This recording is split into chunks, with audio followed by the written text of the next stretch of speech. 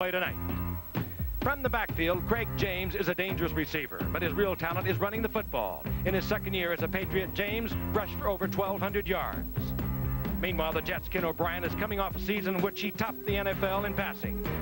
This past Sunday, O'Brien was hot once again, overshadowing Jim Kelly's debut at Buffalo with a 300-yard game that included this 46-yard touchdown to Al Toon.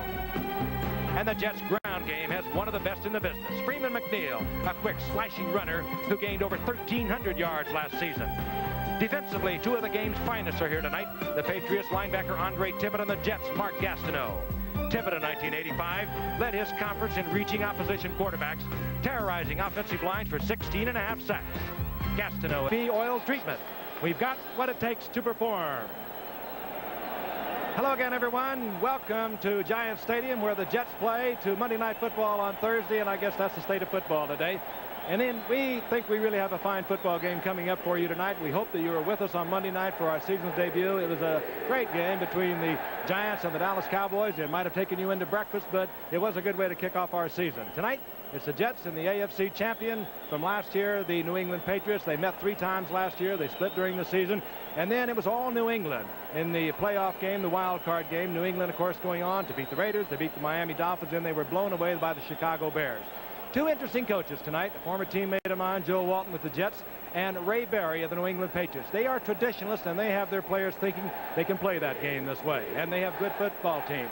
For the Jets, well, when they go on defense, and we've already talked about the great Mark Gastineau, one of the best pass rushers I've ever seen in this game. They have another man named Joe Klecko. He's big, number 73, and he teams with Gastineau. There he is. He terrorizes centers. And he can really get all over them so quickly that many times they'll snap the ball, he'll draw them off sides, they'll snap it too quickly, and that's what they do. And on offense, they have the great running of Freeman McNeil, and when he stays healthy, he is as good as you can get. And they have, of course, the #1 rated quarterback from last year, Kenny O'Brien. Kenny O'Brien is a special young man. This will be his 24th start, and he plays this game like he's been playing it forever. He is solid, he's strong, he'll stand there, and sometimes he'll stand there just a little too long, looking to get something done. Last year, he was sacked a record 62 times, and believe me, that can smart. Well, I mentioned Monday Night Football. It was a good football game. I think I've convinced my colleague Al Michaels that all of them go like that. They all wind up now with a win or a loss in the final few seconds. Well, this one, I think, has the makings of another beauty like we had Monday night, because you've got 2 evenly matched teams, a big game. And also, Frank, tonight I think we're going to be looking at a team that a lot of fans are going to watch very closely. You talked about the Patriots winning 3 playoff games. They became the first wild card team in NFL history to win all 3 playoff games on the road. They became everyone's darlings by doing that. But then their season ended in shreds with that trouncing in the Super Bowl 46-10. And then the following day, the revelation and confirmation by Ray Berry of what was then termed a serious drug problem. It was a tempestuous offseason. Berry attempted to diffuse another offseason controversy that might have developed when in the spring he named Tony Eason as his starting quarterback when a lot of the fans wanted Steve Grogan in that spot. In essence, Grogan has become a sort of assistant coach because Grogan calls the plays for Eason on the sideline, and they are signaled in by the 3rd-string quarterback, Tom Ramsey. We'll develop that as we go along.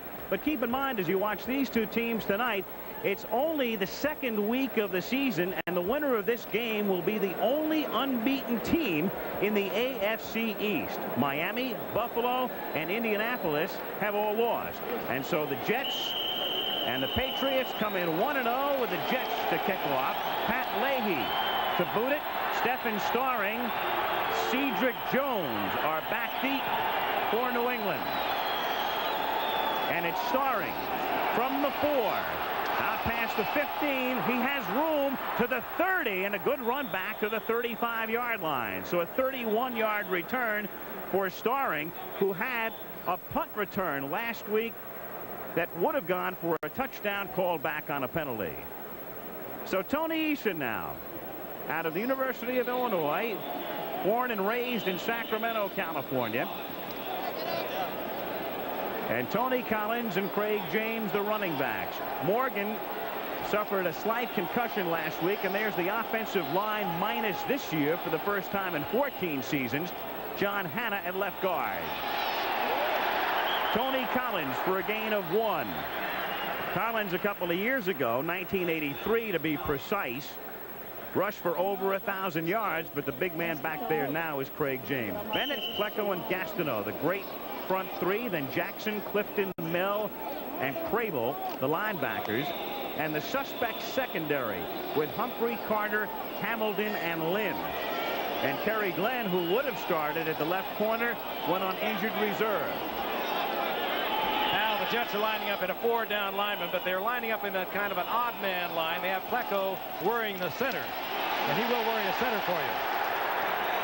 Craig James trying to go over the center, and nothing doing there. Lance Mel is the first man, number 56, in on the tackle, and so it'll be 3rd down and 8. You mentioned Bobby Humphrey opening up over the left cornerback spot as the special teams come out for the 3rd down and long situation. I would not be surprised at all if we don't see New England quickly test Bobby Humphrey over the cornerback. They'll try to work him into an isolated position. Of course, the Jets defensive coordinator Bud Carson will try to keep him with some help. But New England will try to get him under single coverage if they can. Out of the shotgun. The ball's loose. The ball loose back at the 15-yard line. Mel chasing it down and gets there for the recovery at the 9. It's always Lance Mel for the Jets. Klecko, I think. Gastineau gets most of the ink. But Klecko is one of the great players of all time. Number 73. Here he comes. Just bullying his way in. Gets an arm in there, pulls the ball loose. Now look at Lance Mel. He is the man that always gets the fumble recovery for the Jets. He gets the interception, and he comes up with the ball right at the 10-yard line. Big turnover, and these games have turned over the years so many times with the turnover. The Jets had 4 of them in the playoff, Al, and that really cost them dearly.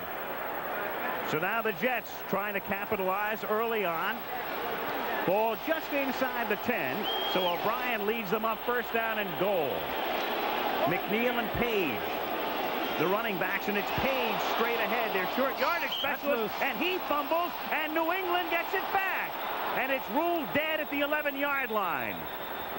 So Brent Williams running down the field, but the play is over, and New England gets the ball back. And we've played 1 minute and 39 seconds, and back come the Patriots offensively. Page turning it over, giving it back to them. Williams coming up with it. Again, things just a little bit tight in the early going. These two teams figure, and they both know that they are going to play it right down to the wire in the AFC East. Here comes Page. Again, getting the hand in there was Nelson, and the big hit was by Toby Williams. And so the Patriots right back on the field.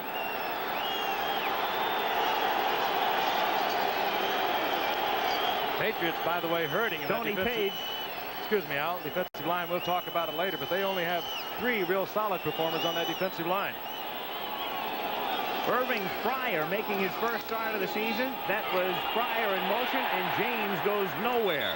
The Patriots have a lot of nagging injuries. Stanley Morgan with that slight concussion, but he's playing.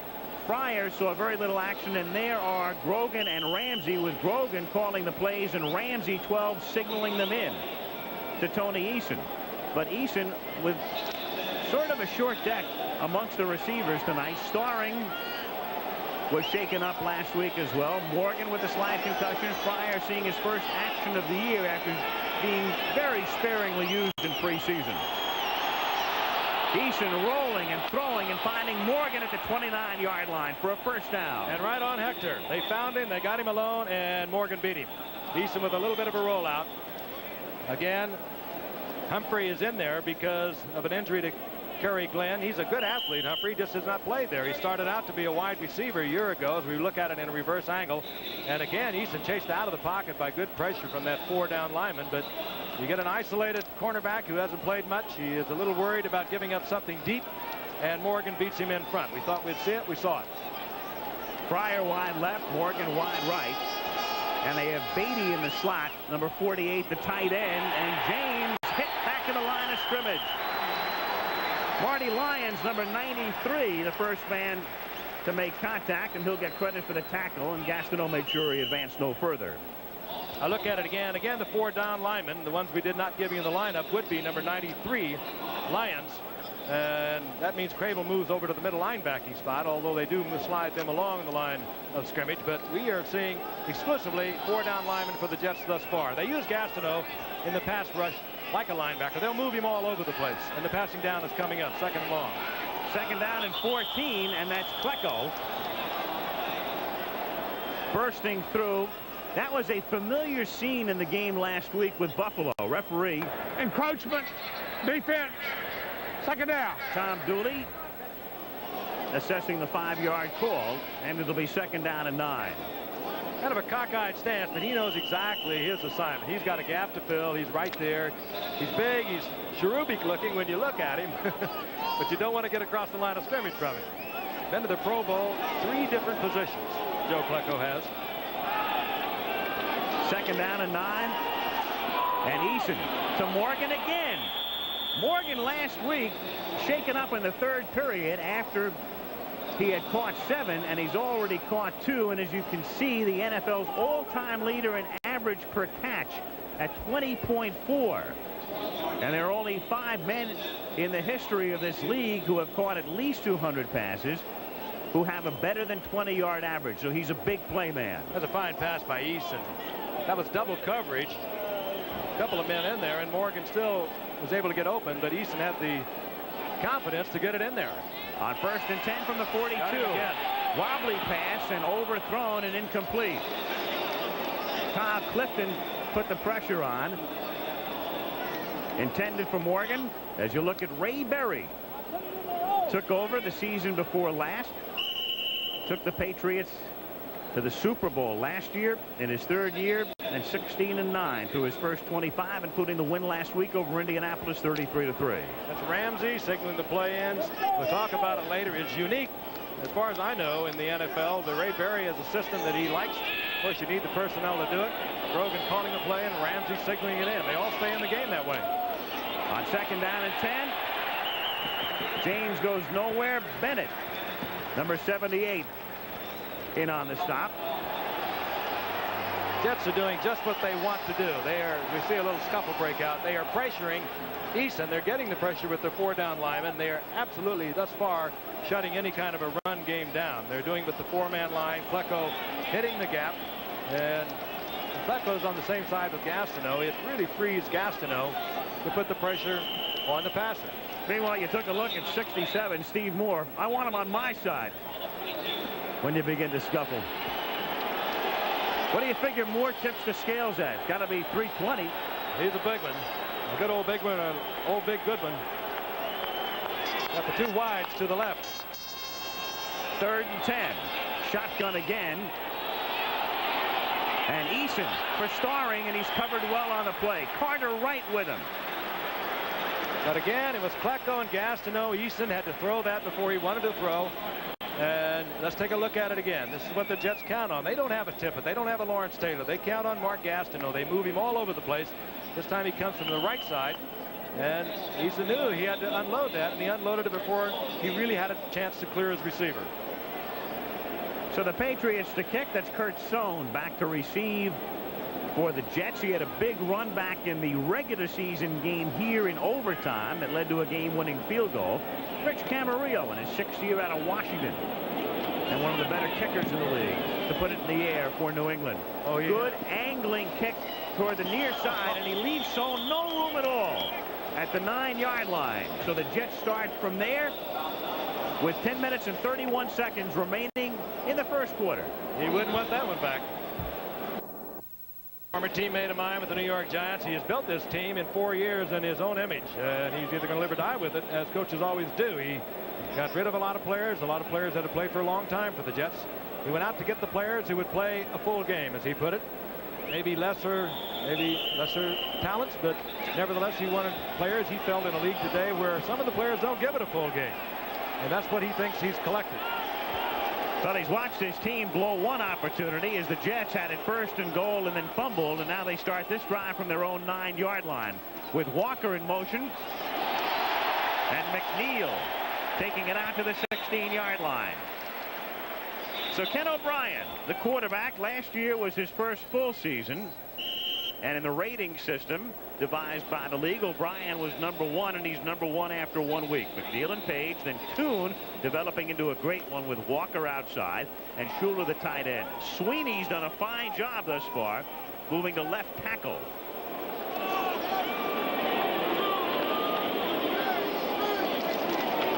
second down. McNeil moving to the outside and finds a little bit of room.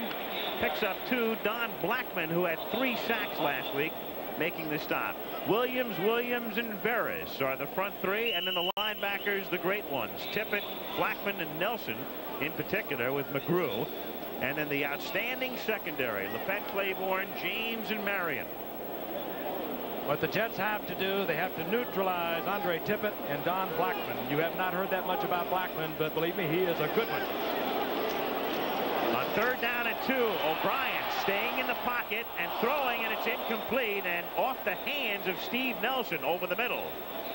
So the Jets stay on the ground for the first 2 plays, and on 3rd and short, go to the air, and in comes the punting unit. Pressure that time from Barris, and as you mentioned earlier, Al, we are seeing Irving Fryer for the first time. Dynamite return man. Great speed, great quickness. He has been troubled throughout the preseason and missed much of, I guess he was out all last week with a pulled groin. Dave Jennings, the longtime Giant who came to the Jets last season, stands at his own 3.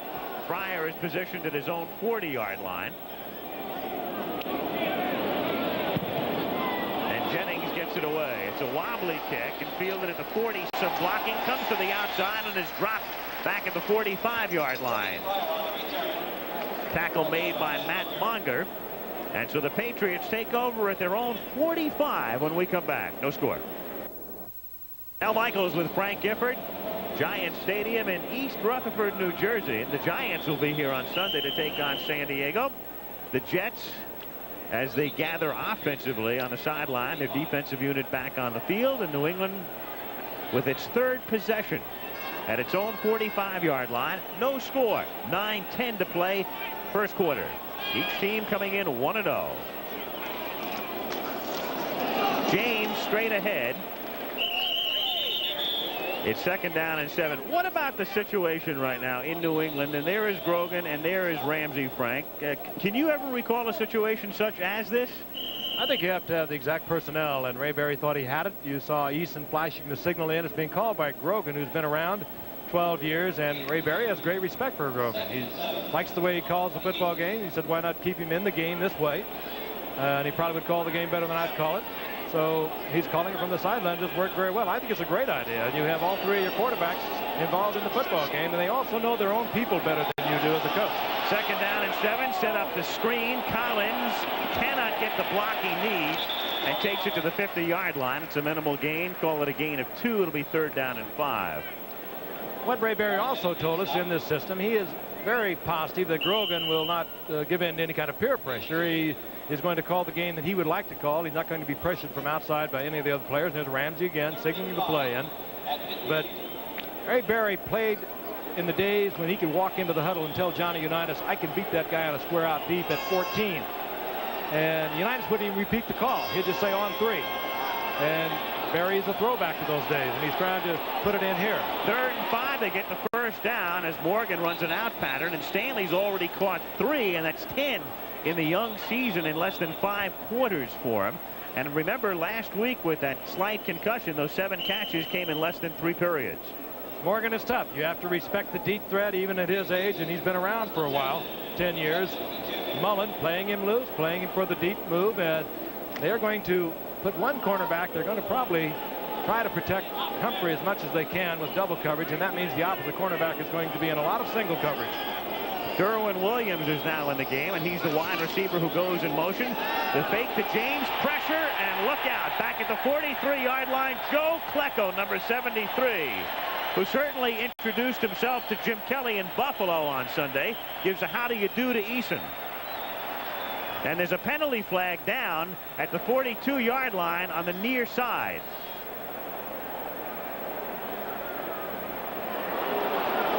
Klecko just bullying through there.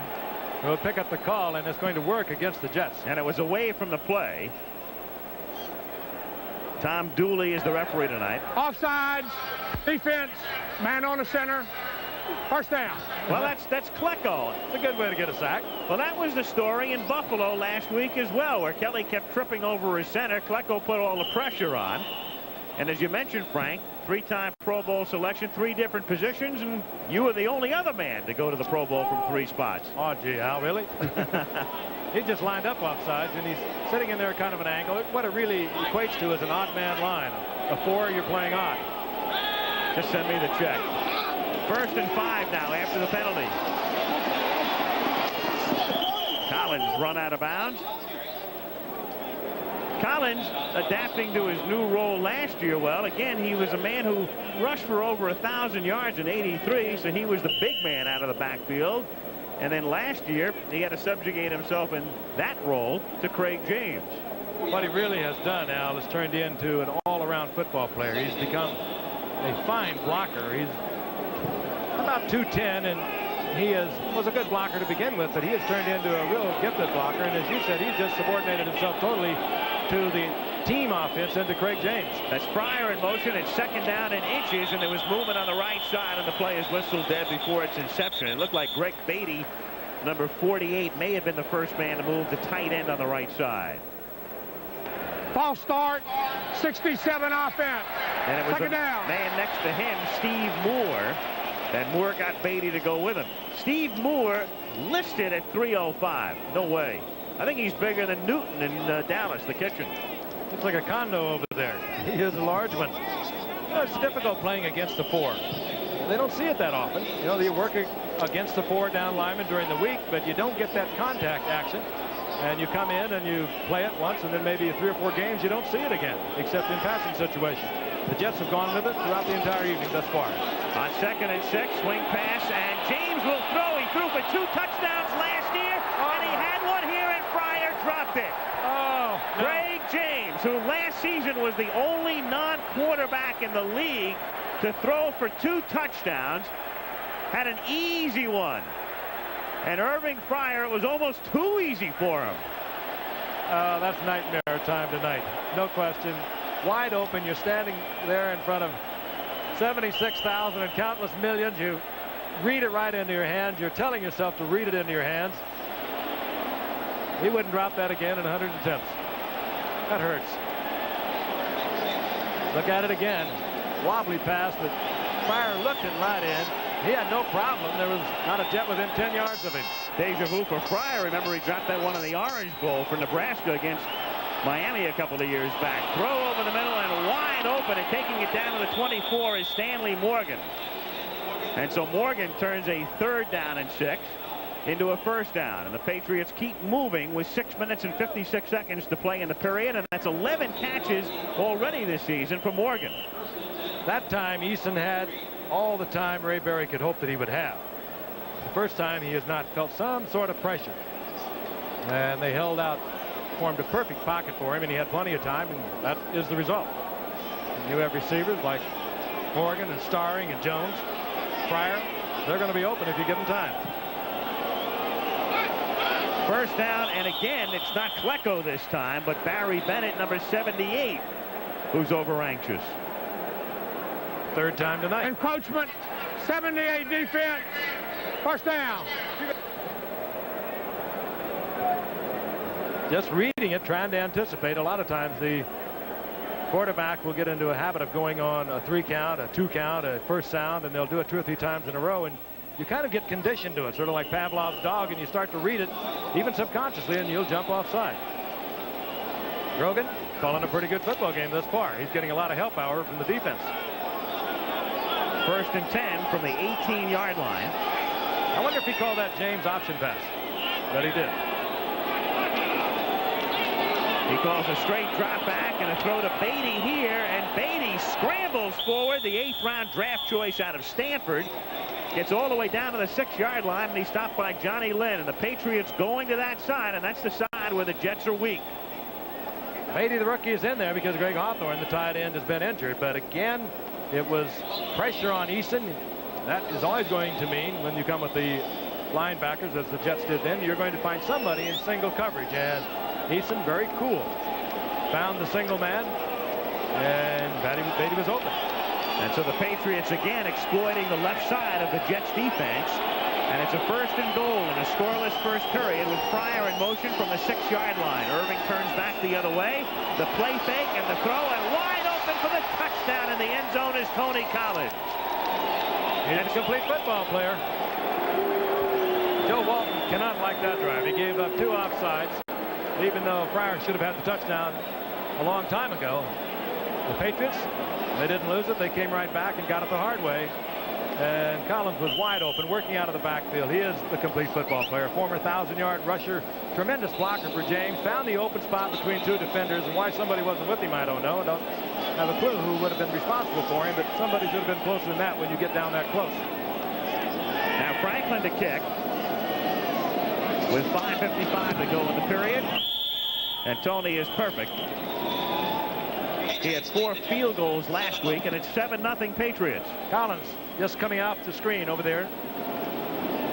And Eason was on him all the way. He knew he was going to find Collins.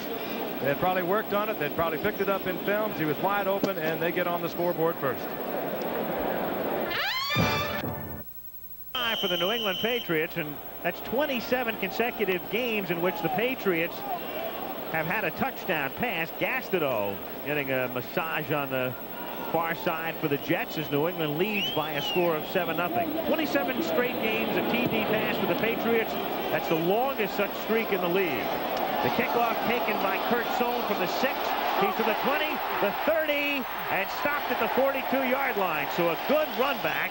He's stopped by Glenn out at the 42-yard line. Take a look at it again. Kurt Sohn, tough little cookie, gets a good opening here. That's the only way you can run a kickoff back and consistently pick up good yardage is just to do it with total abandon and hope when you get there where all the people are, there's going to be something that opens up, and that's what Kurt Sohn has done. Joe Walton is so fond of this youngster. He's out of Fordham, free agent, major surgery in '84, has come back now twice to make this team. I'm glad you pointed that out early. A lot of people might have thought that was a typo. Fordham. McNeil, 40, 50, and takes it to the 46-yard line. As he gets into Patriot territory, he is stopped there by Ronnie Lepet, the left corner. And McNeil a little slow in getting up. That's kind of his trademark. He'll be back there. The great ones seem to be that way. Jim Brown, you'd think he was cool every time he carried the football. McNeil kind of does that, has that little move also.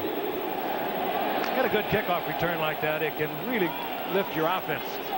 Neither team has done very well on this network. We showed you New England's record before, and the Jets are 6-11. And from the 46-yard line, it's McNeil for a gain of 1, stopped by Garen Barris, number 60. Those of you who followed New England a year ago know that Barris was on the other side, but with Julius Adams' retirement, they moved him over to the right side. Sellout crowd here at Giant Stadium, where the Jets play their home games. Beautiful facility. Same architects who built Arrowhead out in Kansas City. On 2nd down and 9 for the 45-yard line, O'Brien throws to the far side, and that's Al Toon, and that's what the crowd is chanting right now. Toon, Toon, run out by Raymond Claiborne. Toon developing into an outstanding wide receiver. Had a big day at Buffalo on Sunday. He's going to grow up and be a great one. There's no question. He has it all. He has speed, he has size, he has the moves. You have to respect him deep. You can see how far off Claiborne was playing him, and Raymond is one of the 5 defensive backs in the league. You just have got to play him for a deep move if you're isolated on him 1-on-1 as Claiborne was. 4.5 minutes to go, first quarter. It is 3rd down and 1. And it's Johnny Hector on his first carry of the game, and he has the first down as he gets to the 34-yard line. 1st and 10, New York. Joe Klecko and the Jet defense. He really has done that. He went to the Pro Bowl originally when the Jets were in strictly a 4-man, a 4-3 defense. He went as a defensive end, then he went as a defensive tackle, and last year he went as a nose tackle. The spiritual leader of that defensive unit. Gastineau, of course, had a great player. Gastineau is, gets a lot of the press, a lot of the ink, but the guy who gets the job done just as often is Klecko. That's Schuler, the H-back, going in motion. McNeil turns, flips back. That's a live ball to O'Brien, and he hits it out of bounds, bats it out of bounds to make sure the Patriots don't recover. I think the Patriots had a little bit more success on their razzle-dazzle, at least at the inception. James throwing what would have been a touchdown pass to Fryer. Instead here, the Jets are lucky that the Patriots don't wind up with a football. This is really ugly. There's nothing to this at all. I mean, this wasn't even close. The intended receiver, had that ball not been overthrown by about 3 feet, was Al Toon. He was deep downfield. He was open. Way open. Delighted to be here. Off those airplanes, at least for a game. At least for you. Here's a bi-coastal commuter. Absolutely. Second down and 27, back at the 49-yard line. Sohn goes in motion. O'Brien in the pocket, throws, hits Sohn wide open at the 45. He runs it down inside the 30 to the 29-yard line. Roland James makes the stop, and they got back a lot of the 27. It'll be 3rd down and 6. You got to figure in 2nd down and long, you're going to get a lot of pressure. So what you want to do, Sohn now stays in and does a little like he's going to block, sits in there really tight, and O'Brien put a good fake on him because I think he for sure was going to come back to Sohn. Sohn's underneath. He was there and wide open because all the deep receivers have taken the defense deep, and he almost gets back to 1st down area. He's about a 3rd down and 6. That's a fine call. 3rd down. And it's O'Brien on 3rd and 6. It's tipped and it's intercepted at the 20-yard line. Picked off by Ronnie Lepet, and he is dropped at the 22. Al Toon was the intended receiver. And so that stymies the Jets drive, and the Patriots will lead 7-0, get the ball back with 2:48 as Lepet takes it away. Intended receiver again, Al Toon finds a little gap. Zone defense over on that side. This is very uncharacteristic of O'Brien. He was looking right. He looked back. I don't think he even saw Lepet. And the Patriots get it back. Made the interception. Last time we saw him in the Hall of Fame game in August, opening game of preseason, he ran an interception back 93 yards for a touchdown. Collins on 1st and 10 goes nowhere. Let's take a look at that interception again. O'Brien has looked right. He spins back and fires a shot to Toon. I don't think he saw Lepet. He was way over in the sideline in the coverage, and he read with O'Brien and was there to pick it off. 2nd turnover now for New England, and Harry Hamilton right there is the man who is shaken up, the strong safety, and with their woes in the secondary, they cannot afford to lose this man, especially tonight. They have been plagued with injuries now for 3 years in their secondary. Interestingly enough, New England's 4 defensive backs last year started every game. They played every single play except when they were taken out of the game. Meanwhile, the Jets only had 3 games in which they started the same 4 defensive secondary men. And now it does appear as if they are going to lose Harry Hamilton. We'll get a report from the bench as quickly as we can. It does appear to be some kind of a laceration. Highly unusual with the sophisticated headgear that they wear and the nose guards. But we'll get a report as quickly as possible. But the Jets have been really plagued with injuries in that secondary for a couple of years. They were not sure who they were going to go with tonight, and they finally decided they would open over the corner with Bobby Humphrey, a good athlete, but he has never played, never spent much time over there. He was a wide receiver a year ago and a return man up until tonight. Lester Lyles replaces Hamilton, and it's 2nd down and 10 from the 22-yard line. Craig James slides off. He gets to the 30 and has the 1st down, shoved out of bounds at the 35-yard line by Russell Carter, number 27. 1st down New England with 2:03 to go in the quarter. Craig James, very heady runner. He doesn't have great speed, but those of you in the Southwest Conference and anyone who follows college football knows that he played with Dickerson down there at SMU. He did the same kind of thing. He gets to the outside, he reads the defense as well, and all of a sudden you look at Craig James and you don't believe it, but he's ripped off a 1st down, ripped off 5, 6, 4. He's just consistent. 1st and 10 from the 35-yard line. Collins. Broom. And gets 9. Stopped by Miano and Lyles. 2 men who would normally be backups forced into action. As far as the running backs are concerned, Frank talking about Dickerson and James playing in the same backfield. Interesting to note here, too, as we watch the play again, that their #1 draft choice, Reggie Dupart, out of SMU, but he's on injured reserve right now. That's just a little bit of everything on that run by Tony Collins. He picked up the block by Fairchild, which was a good one. Ducked under Marty Lyons, sprinted to the outside, and he gets up close to a first down. 2nd and 1 from the 44-yard line. Draw, James, and he gets close to a first down. He may be a little shy. Gastineau is in on the tackle. The report on Hamilton, cut forehead. They have taken him back for stitches, and he will be back in the game, is the report we're getting. Stitches will not get you out of this game. It could be a little hairy if it's right on the line where the webbing of the helmet comes to. The other night, interestingly, we saw the strong safety Bill Bates of Dallas fracture his ring finger, and he was back in about 6 minutes.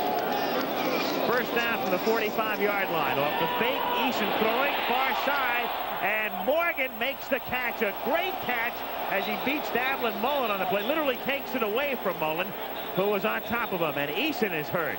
And a flag is down with him. It's going to be a late hit, I believe, and it's going to work against the Jets.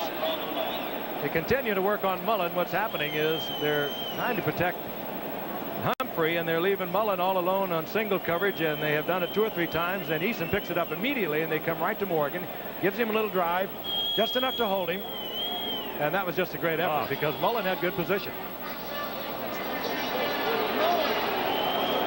Let's take a look at the catch once again. Mullen had good position, he just didn't battle for it. Been around 10 years, a player like Morgan is more than his share of the time going to come down with the football.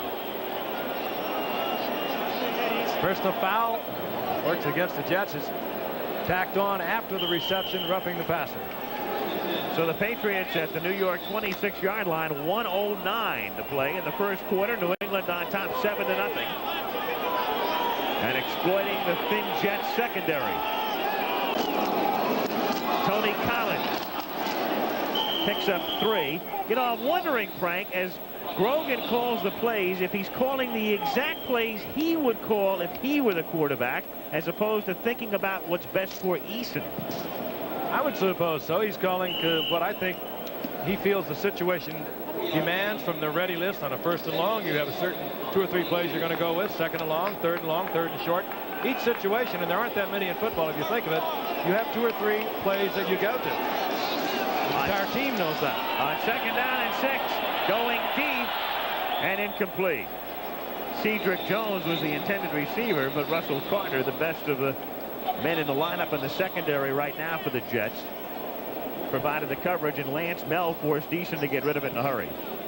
Further on, Grogan's calling, what he is trying to do is to get, I'm quite sure, get a situation where he can get the individual coverage, and he's been getting that coverage on with Davin Mullen working against Morgan, and I'm sure the Jets are trying to protect Humphrey, giving him a little assist whenever they can, and no matter what Grogan calls, Eason comes up, looks over the defense, and he knows where he's going to go with the football. Out of the shotgun now, the Jets bring Jerry Holmes in as the added defensive back, and Eason in trouble, and down he goes at the 35. Flecko and then Gastineau coming in, and a big play for the defense. So big because it's going to take Franklin out of field goal range, I do believe. And why you fool around with this down here, I don't know. They were moving the ball. They were doing just about what they wanted to do. And just freewheeling comes Flecko, and if it hadn't been Flecko, it's going to be Gastineau. And Gastineau is shaken up. Gastineau is down at the 48-yard line. Holding his right knee. Again, Flecko always the pressure. And now they look at Gastineau's right knee. Could be that he just banged it on the surface. Here it did not look as though he was hit or twisted it. 29 seconds to play in the quarter. How important that is, Al. It is going to take New England pretty much out of field goal position, I do believe. But it also stymies the drive, and this would have been a big drive for New England. Had they gone into the end zone, the Jets would have thought they had a 1st and goal and then fumbled. They were on a good drive of their own and had it intercepted, and New England would have marched down the field twice, and the Jets might have been in big trouble. So that was a very big defensive play. It'll be 4th and 16 when play resumes, but the Jets have other problems right now with Hamilton getting stitched up And the question mark right now with Gastineau. Let's take a look at Gastineau. They're both in there, Klecko and Gastineau. He'll be the left side of your screen. Here he comes. And remember, it's the right knee that he's holding. And he just was trying to avoid the pile-up. They had just been called, the Jets had, for roughing the passer. He appears to be all right. He doesn't wear any padding on that knee, and he might just have come down on the artificial surface, maybe even before this play. He's a method actor. He's a Stanislavski all the way. He'll give you everything. I have a feeling we'll see more of Gastineau tonight. Meanwhile, for New England, they're looking at about a 50-yard field goal, and they are not thinking field goal at the moment. I don't believe. It is 4th down and 16, and Eason had started to go back toward the huddle. And now as play resumes, he moved toward the sideline. Now he'll go in again. So he checks with Grogan and Ramsey. And at the 32, it would be a 49-yard field goal. And they will opt to go for it. This is what you say, caught in the middle. You don't feel that your kicker can reach it from that distance. You got a 4th down and 16. You don't want to punt it because you're not going to gain that much. I think they just want to run it out. They're going to punt this football, or either talk it over with Franklin, hope they can get a little bit of a prevailing breeze, which they will have at the end of as we change ends at the quarter. So maybe a little bit of strategy might have worked for New England. They might come back with Franklin. This is Coach Joe Walton of the New York Jets. Strategy played out by Ray Berry. He feels that Franklin will have a little better edge. They let the first quarter clock run out to give Franklin a little edge on the breeze. He will have a little bit of a prevailing breeze, even though it swirls here in Giant Stadium, and the kick will be of about 50 yards. Snap is good. So is the hole. It is long enough, but it is wide. Wide to the left in this swirling wind at Giants Stadium. And so Franklin, who made 4 last week, misses one here, and the Jets get it back down 7-0. By about a foot. This ABC Sports exclusive is brought to you by General Motors Corporation, makers of Chevrolet, Pontiac, Buick, Oldsmobile, Cadillac, and GMC trucks. So Franklin comes close, but the Jets take over at the 32-yard line, 1st and 10. And O'Brien goes to the air on 1st down. Throws. Page makes the catch at the 36, and it's a gain of close to 5. Roland James, who was in on 12 tackles last week to lead the Patriots in that department, makes the stop.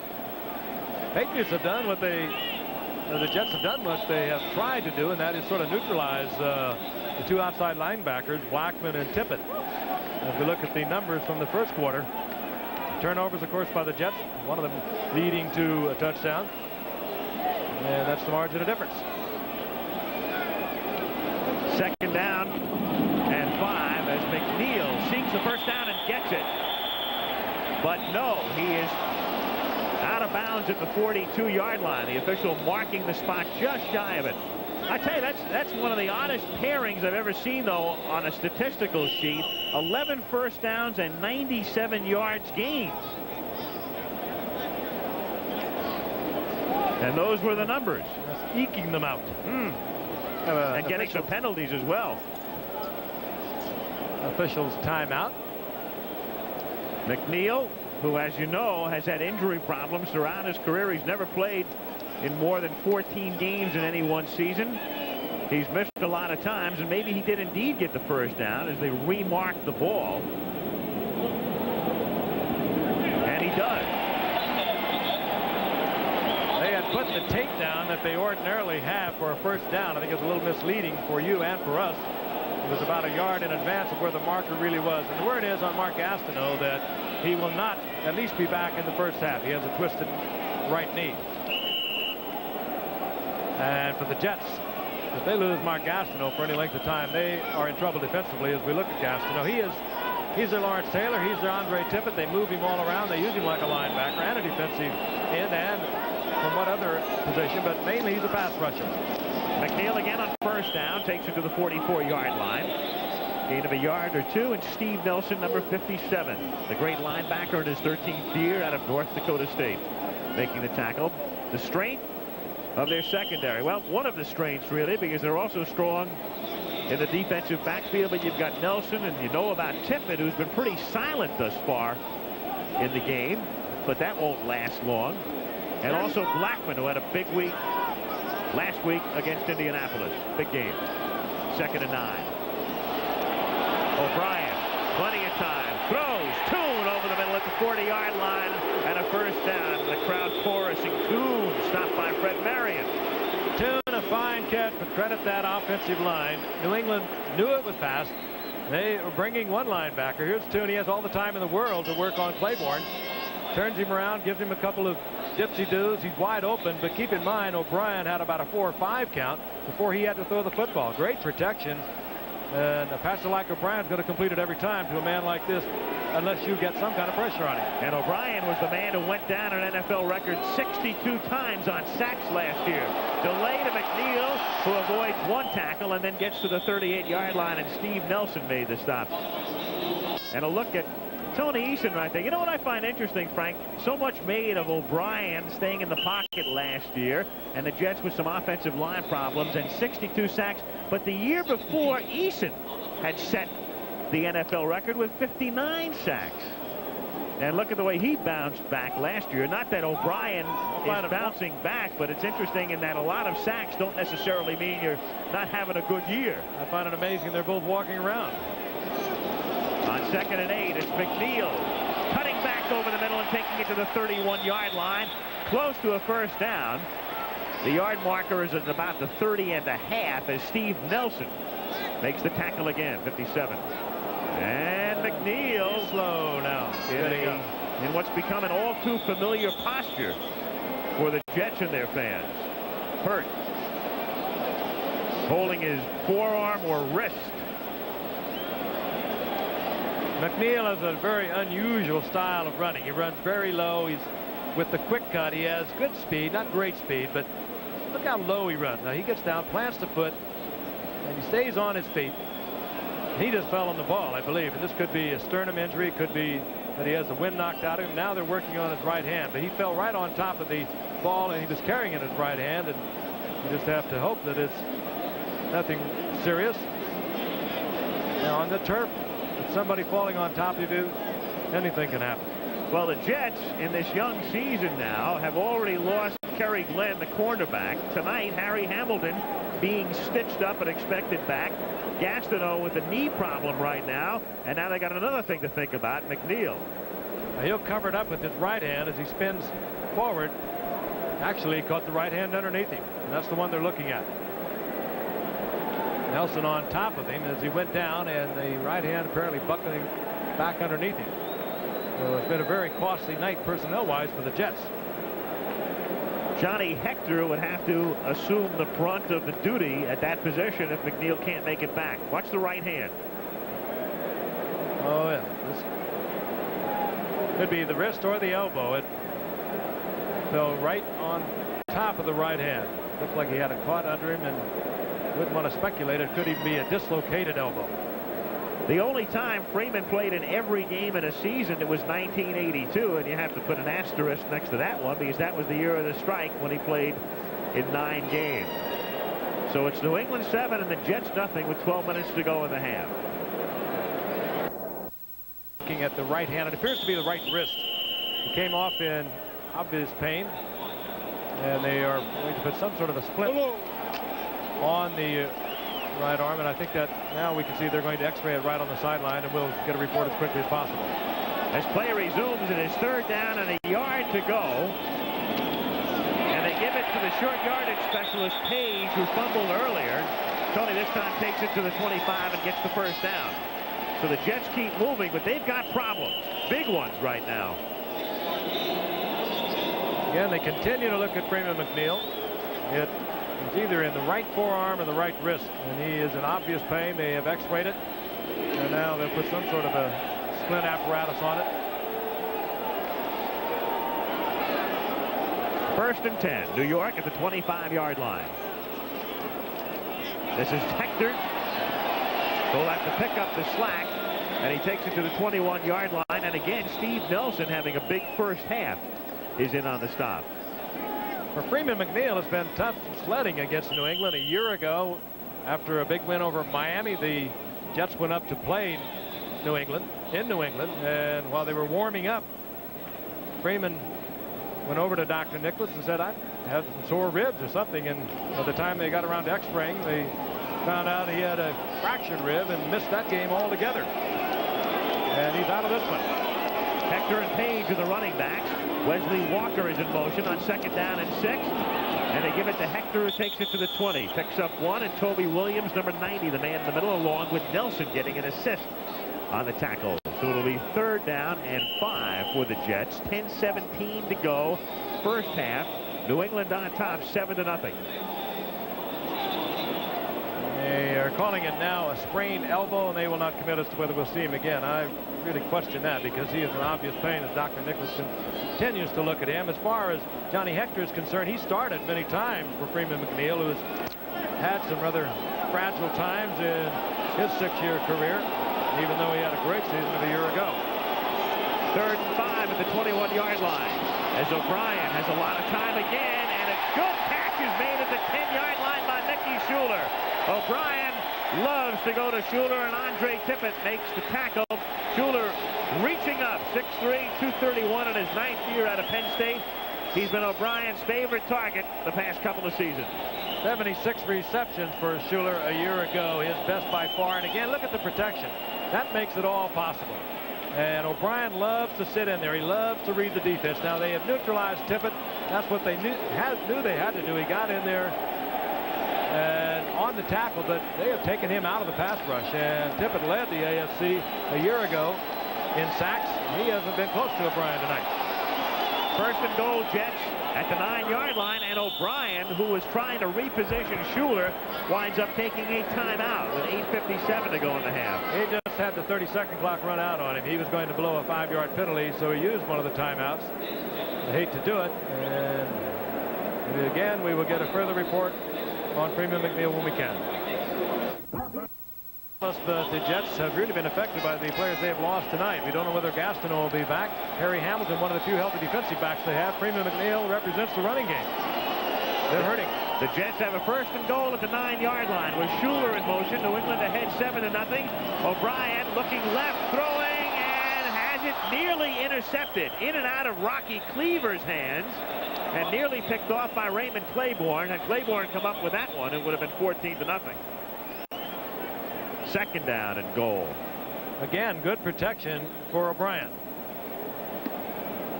He had plenty of time to step back in there, and that's one of the few errant passes he will deliver for you. If you look at it again, it was Cleaver, as I mentioned, the intended receiver. And Claiborne would have had a sprint down the sidelines, and Cleaver got a hand in there to help out. Long drive. It is the 12th play of this drive. 8:52 to go in the half, as Page had that room close in a hurry. Toby Williams drags him down, number 90. It's 3rd down. The Jets have had their first 3 possessions end in a fumble, a punt, and an interception, and right now they're trying to get in to tie it on 3rd down and goal.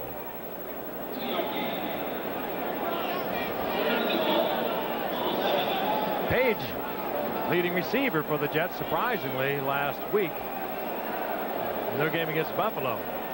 He was the principal checkoff man for them. Put Sohn right, they have Toon left, and of course they always have the big tight end Mickey Schuler, and that's where O'Brien likes to go. Sohn in motion, and Sohn on a play that doesn't fool anybody gets decked by Garen Barris at the 17-yard line. And so the Jets with a very curious call. Barris had a great rookie season over on the left side a year ago, just barrels upfield. He sees it. I know. He saw it all the way. Read it coming in from the right side. Could see it coming around all the way. Sohn was right in his sights. He didn't even look at O'Brien. And he stretches things out for the place kicker, Leahy. Leahy, a 32-yard attempt. Pat in his 13th season, the senior member of this team. And Leahy's kick is perfect. So the Jets are able to pick up 3. And that's the 13th straight over 2 seasons for Leahy. 7-3 New England. The report from the bench, he will not play the balance of the first half, but obviously the injury is not That's serious, and he's going to be checked out at halftime. And if you can read lips right there, it's almost as if he's indicating he's ready to go back in. That's Dr. Nicholas, the orthopedic surgeon and team physician for the Jets, talking with Gastineau. 7-3 New England as Leahy kicks off. Good deep kick into the far corner of the end zone, and Fryer comes out with it to the 10 and stopped at the 25 and a flag. And Fryer angry that he couldn't advance further, and a penalty marker goes down. So Tom Dooley checking it out with the side judge who made the call. Side judge is Gary Lane, and it's against New England.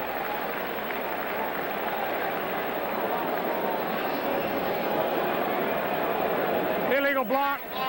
52 of the receiving team. First down.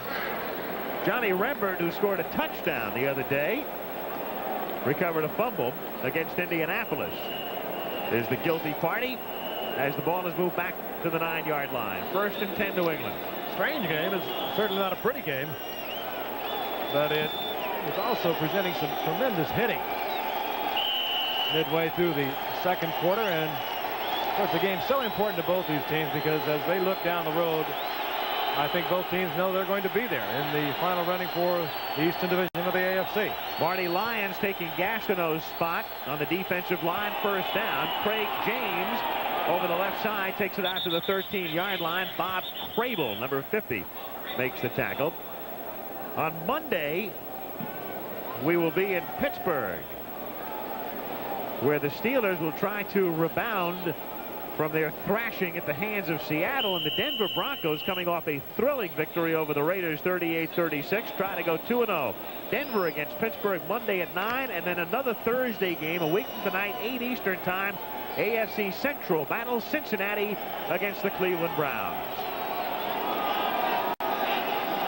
2nd and 5 from the 14-yard line.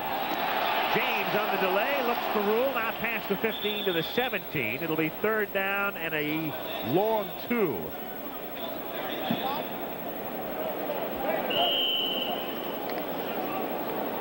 Craig James being held in check thus far tonight.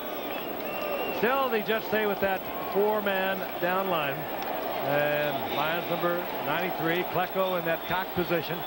Now the Cowboys line up in their flex defense. 3rd down, 2.5. Penalty marker. And a low throw and incomplete. Intended for Derwin Williams, who was in motion on the play, but let's see about the penalty. And the penalty appears to be against New England. It is illegal procedure. They can decline that, and the Patriots will be forced to punt with 6:02 to play. Eason wants to know why. Jets should get the ball back in good field position. That time, New England, who had been able to move the ball pretty much on each series that they had possession, all of a sudden they seemed to become all of a sudden lifeless, and the Jets should get the ball back in front of good field position. JoJo Townsell out of UCLA and the USFL to accept Rich Camarillo's kick. The penalty call was against Steve Moore on the last play, the big tackle, as Camarillo gets set to kick. Right now, Al, he's kicking into a pretty heavy gust of wind.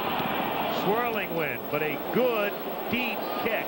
Fine kick. Backs him back to the 28-yard line. Townsell looks for Rule and gets popped at the 35 and advances to the 37. Guy Morris in on the tackle. 5:35, 56-yard kick and an 8-yard run back.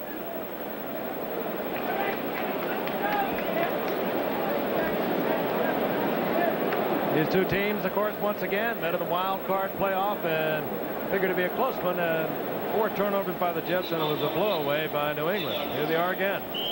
Well, Lou Holtz makes his Notre Dame debut, the head coach, at home against the Michigan Wolverines. Our CFA presentation at 3 Eastern time. Michigan, good shot at a national championship, ranked 3rd. Opening game for both teams. 1st and 10. Walker in motion. Jets from their own 38-yard line. O'Brien throws over the middle and hits Johnny Heckner, who in turn is hit by Andre Tippett, number 56, the great outside linebacker. Stephen Starring, if you're wondering where he is, the wide receiver for New England, who was hurt coming into the game, hyperextended right knee, and his participation in the balance of tonight's game is doubtful. He was questionable coming in with a bad toe. Ray Berry bemoaning the fact that he only had a couple of days to get ready for this Thursday night game after the Sunday game, and he had a lot of nicks on a lot of players, and he has now apparently lost Starring from a different injury. On 2nd and 8, O'Brien goes down to the 31-yard line, and it's Don Blackman with his 4th sack of the young season. You roll right, and you hope you can get away from Blackman when you do not have enough people out there to block him. But not Blackman. You'll see him read it. Nobody there. Everyone in the pattern. You just don't have enough people to block, and down goes O'Brien. Loss is back to the 33-yard line, and the injury is continuing to mount tonight. We've lost a lot of players. Starring hurts them in a lot of ways, not only as a receiver, but as a return man. On 3rd down and 16, it's Hector taking it out to the 40-yard line, and the crowd booing that call by the Jets. Another strange call. On 3rd down, 16, they give it to Hector on a basic sweep. 3rd and long, very conservative. Very conservative. Those calls made in concert between Rich Kotite, the offensive coordinator for the Jets, and Joe Walton on the sidelines. Pryor back to receive Jennings' kick. Under 4 minutes to go in the half. Patriots on top, 7-3. Jets trying to take as much time off the clock as they can. Now the snap. Spiraling kick. Not very deep, and in fact takes a bad bounce for the Jets and goes out of bounds at the 29, and the crowd boos that one as well. So Jennings with a 31-yard boot. Dave did not get that to turn over, and he lost a lot on it. The ball took an unusual bounce. Joe Walton, I'm sure, wondering what else can go wrong tonight. Not only they lost a lot of key players, all of a sudden the life seems to have gone out of the football, completely the football game on the part of both teams. They came out here all fired up, and now it's sort of a seesaw back and forth, nothing really happening. Sputtering. But there's a lot of electricity down there in the form of people like Irving Fryer with a great speed, Stanley Morgan, and you got a couple of big guns in Ken O'Brien and Tony Eason. 1st and 10. Collins goes in motion from the 29-yard line. James to the outside, and there's nothing happening there. Breaking up the play, Crable and Bennett. Raymond Berry, who will not touch at any length on the club's problems. We mentioned the drug situation, the well-publicized situation that surfaced after the Super Bowl last year. He refuses to comment at any length on that, refuses to talk very much about the quarterback situation, wants to concentrate on the game at hand. 2nd down and 11. Good move by Eason to escape. And then he throws for Collins, and it's incomplete. Collins covered on the play by Lester Lyles. Flag is down, and Easton showed great athletic ability just to get out of there. He was going to the line of scrimmage. And the penalty against New England, and the crowd is responding not only to the penalty, but the fact that Gastineau has come back in. So Gastineau, the initial report was that he'd sit out the half, and here he is again. Illegal pass on the offense. Lost it down. 3rd down. Boy, that's a tough penalty. Was he over the line of scrimmage here? Let's take a look at the rush of Klecko, and 28, just about the 28-yard line. So now he's looking. It's almost as if he glances toward the sideline to see if he did come across. It was close. They were right on. The linesman is right on it. He had the flag down as soon as he threw the ball. Gastineau back in there makes a big difference, and I thought we'd see him again. He's a very emotional player, and he's not going to stay out of there if there's any way he can get back in at all. 3rd and 15, going deep for Morgan. No. Stanley Morgan covered by Davlin Mullen. He got behind Mullen, but couldn't make the play.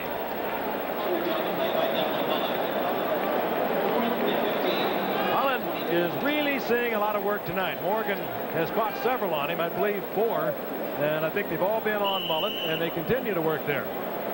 He is the man that the Jets are counting on for that individual coverage, and Eason is reading it right. He keeps coming back to him.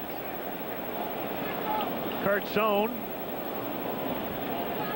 with Camarillo to punt.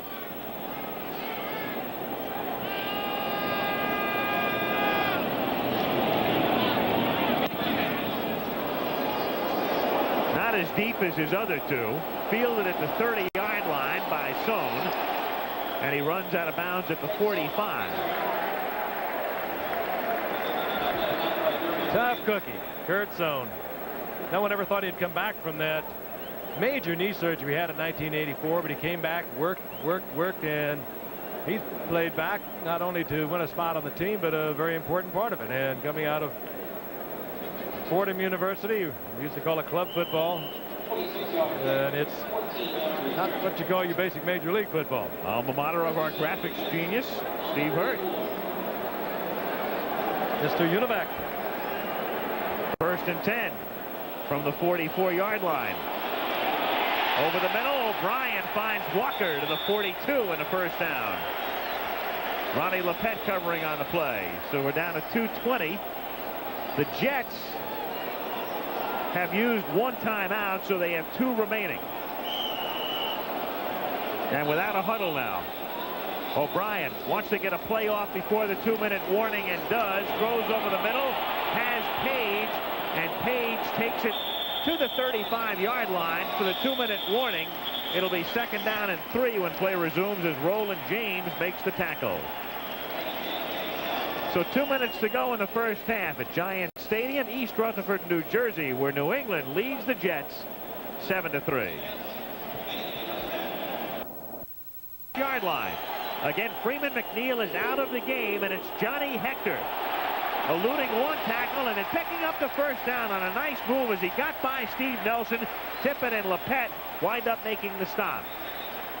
That's fine running. They'll go with a hurry-up offense. They've called a couple plays in the huddle already.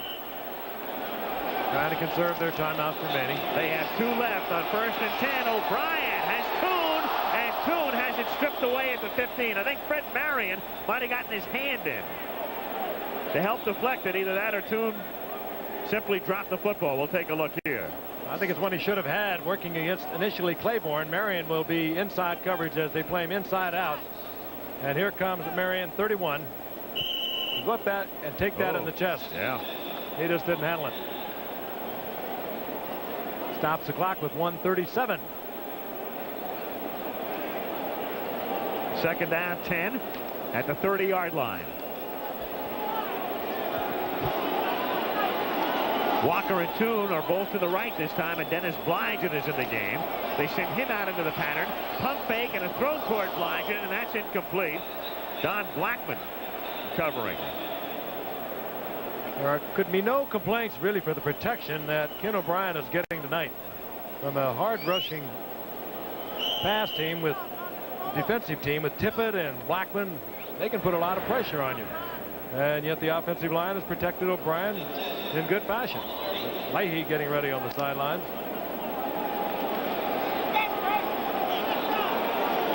Third down and 10 from the 30. A deep drop by O'Brien, and over the middle, too high, intended for Wesley Walker. And so it'll be a long field goal attempt for Leahy with the line of scrimmage to 30, meaning about a 47-yard attempt. Leahy has already made a 33-yarder, and he has kicked 13 consecutive field goals over 2 years, and his 13th earlier in this period eclipsed his own club mark. He says he's kicking the ball farther this year than he has. He's been around for a while. He credits to the fact that he has been working harder, working with weights, and he's much stronger. 47-yard attempt, plenty of distance, and plenty of accuracy. That could have been 57. Ooh, boy. A lot of foot there. I tell you, New England on a field goal attempt let the clock run out, remember, and they wanted to kick the other way in this swirling wind. I don't think they made the right choice at the end of the first quarter when you can kick it that far going this way. Well, as we said, it is swirling. Still time to get some more action going for New England. Although their offense had dominated in the early going of the first quarter. If you're with us, all of a sudden it's slowed down. The game has almost turned into a slow motion game. But it is tight, and again, there's so much on the line. Both winners a week ago. Jets beating Buffalo 28-24. New England over Indianapolis 33-3. And I've mentioned several times they know down the road that they should be in the running, either most certainly for a divisional race at the end of it, or certainly a wild card as they were last year, both of them. Kick goes through the end zone. New England comes out to the 20. And as we stated before, Frank, isn't it odd that the season is a week old? This is game 2 for these two teams, and after tonight there'll be just one unbeaten team in the AFC East. Miami was routed by San Diego. Indianapolis, of course, losing to New England. And Buffalo, despite a good outing by Kelly, losing to the Jets. So somebody's going to be 2-0 and on top all alone in the AFC East. You mentioned Kelly, and you think of the draft of '83. Kelly was drafted by Buffalo in '83, as of course were Ken O'Brien and Tony Eason, but it was also a year that produced Dan Marino and John Elway. And at one point, had Elway stayed with Baltimore, they would have all been in the AFC East. And the Jets took some flack initially because they drafted O'Brien ahead of Marino. 1:23 to go in the half. New England with all of its timeouts left. The penalty flag is down as Eason goes for Pryor and throws it behind him at the 40-yard line.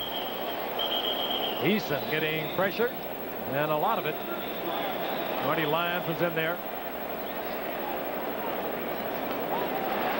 A procedure call going against New England. 67 back. Grogan on the sidelines, the veteran, been around for a long time. Number 67 offense is not on the line. First down. Moore again. That's Holloway getting a handful of the wardrobe on Gastineau. He gets a lot of that. Moore, meanwhile, over on the other side was cocked on sure pass, but he was cocked off the line of scrimmage. You see a lot of that also. Trying to get a better angle for blocking.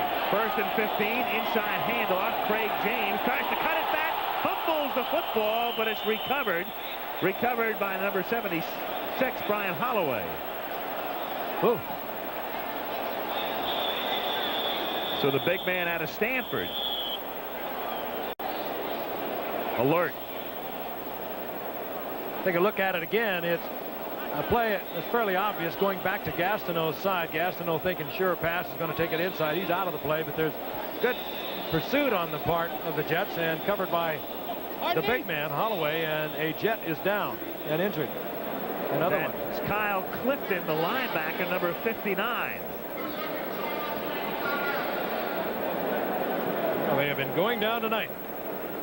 It's a warm night here in the Meadowlands.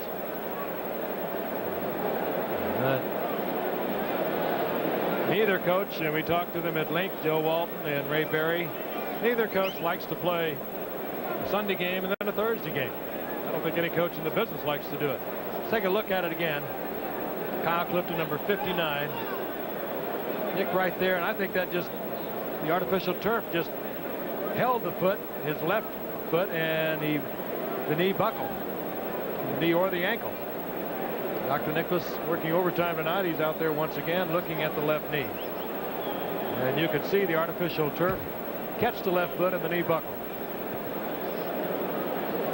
Meanwhile, we have not seen Hamilton come back.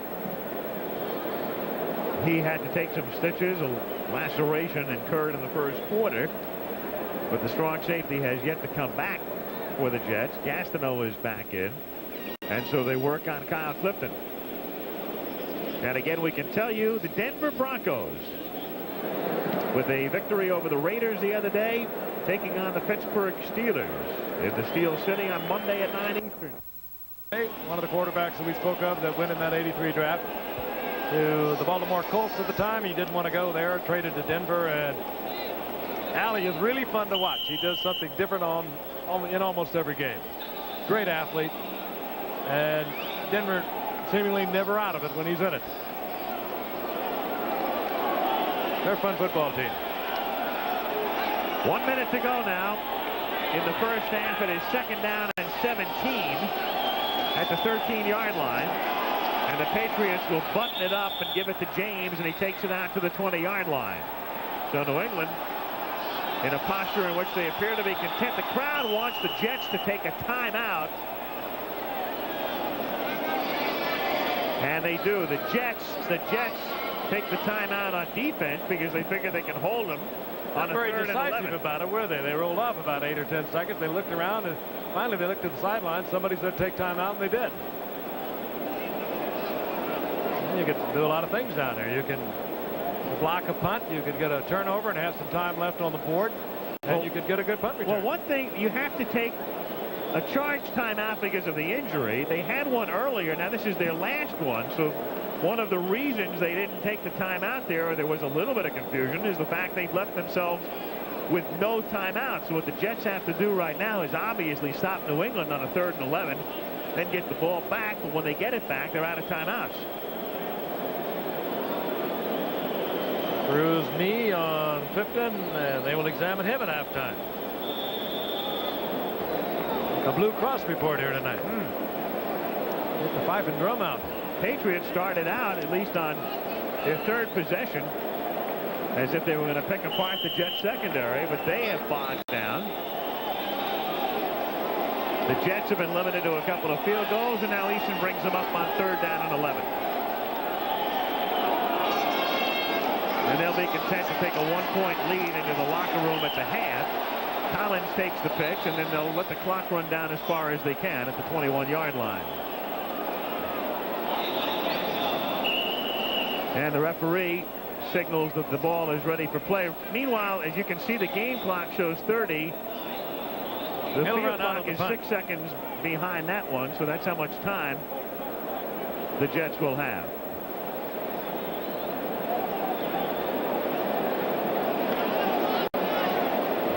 Camarillo run it right down to the final second before he snaps. He cocks his fingers and gets the ball. There it is. With 1 second. Low kick. Bouncing at the 45. Fielded at the 40-yard line. Taken there by JoJo Townsell. And the first half expires as he brings it back to the 48-yard line.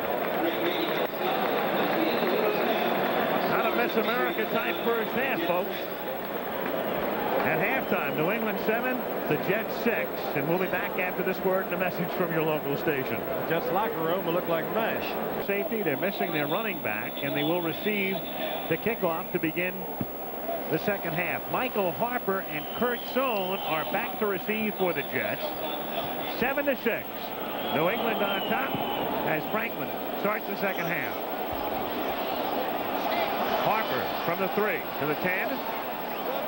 And tackled at the 14-yard line, so the Jets start deep in their own territory. Mosey to Tupu out of USC puts the hit on Harper out of USC. The report on Hamilton is that he will not be back in the game. Initially, they had hoped that he could play again, but he had to take stitches and will not be back. Clifton, we understand, will be back in the game, the linebacker, and now they're telling us that McNeil will not be back in the game. So Freeman is done for the night. And the Jets will have to go mainly with Hector and Page. Rocky Cleaver is in motion. And it's Hector moving ahead for about 4. What's odd, Frank, is that because of his past injuries, McNeil this year has been running with a flak jacket to protect him. And wouldn't you know it, it's the elbow that winds up as the problem. As we look at Hector, who has filled in for McNeil many times in the past, it's true, Al, the injuries that Freeman McNeil usually gets is because he's giving about 110% effort. He usually is sprawling forward, as was the case here when he injured his elbow. He has had many rib injuries in the past, and that's why he's been wearing that flak jacket. On 2nd down and 7, in and out of the hands of Rocky Cleaver. You can't catch him. It's all for them, Ken. He put that where he had to put it. It was good coverage on Cleaver, but he put the ball right into his hands, away from the defenders. Now he'll turn to the outside, and O'Brien has it right there, away from the defenders. Marion was there, and Roland James both on Cleaver, but O'Brien had it right on the target. 3rd down 7. Jets at their own 17-yard line. New England on top in the opening moments of the 3rd period. Complete to the 23-yard line to Al Toon, but I don't think he has the first down. It depends on the spot, and you can see where the yardstick is, where the marker is, and he is short. He'll be short, but Joe Walton has done what he wanted to do tonight as far as neutralizing Andre Tippett. You saw it in the middle of your screen a moment ago. Wherever Tippett has been, there have been 2 Jets. If he comes on the blitz, they're picking him up with 2 people. Usually it is Page when he is in there and a sliding offensive lineman. They are looking to Tippett, and the other one they want to neutralize is Blackman, and they've done a pretty good job on that.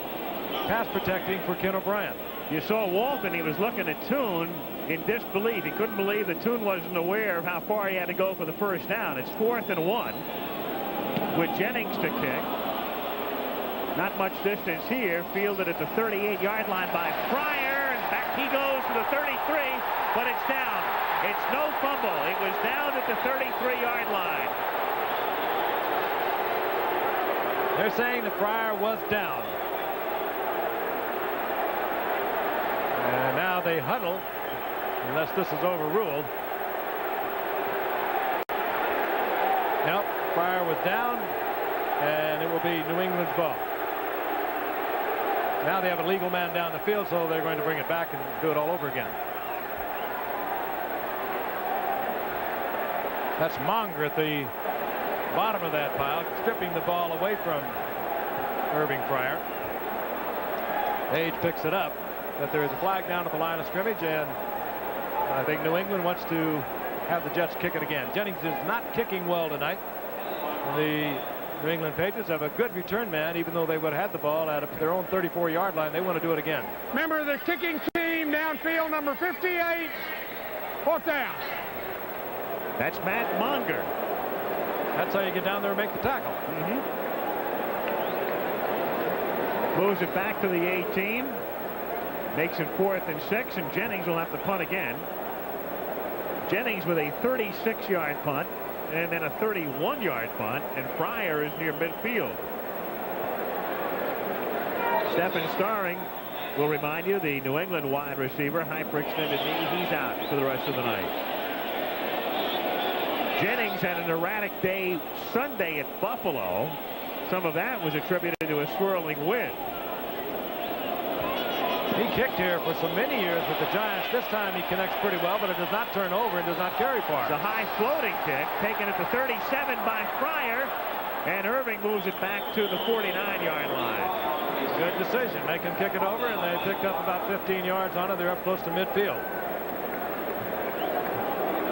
46-yard punt.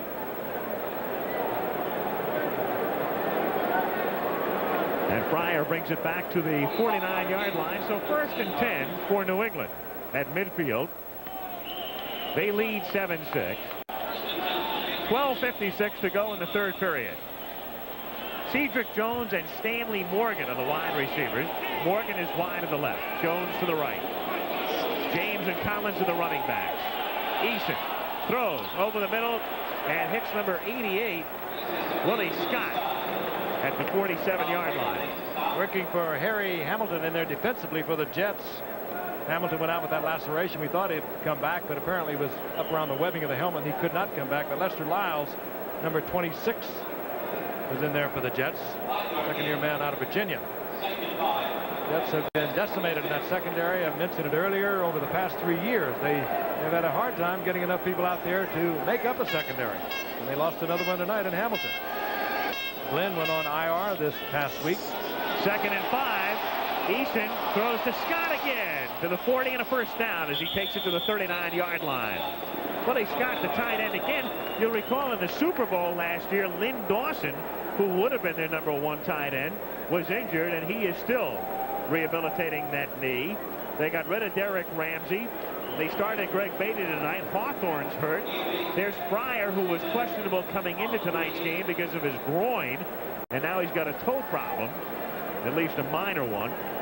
think he hurt that on the first return because he was limping when Jennings kicked it the second time. He put on a pretty nifty return. I think he's just kind of checking it out.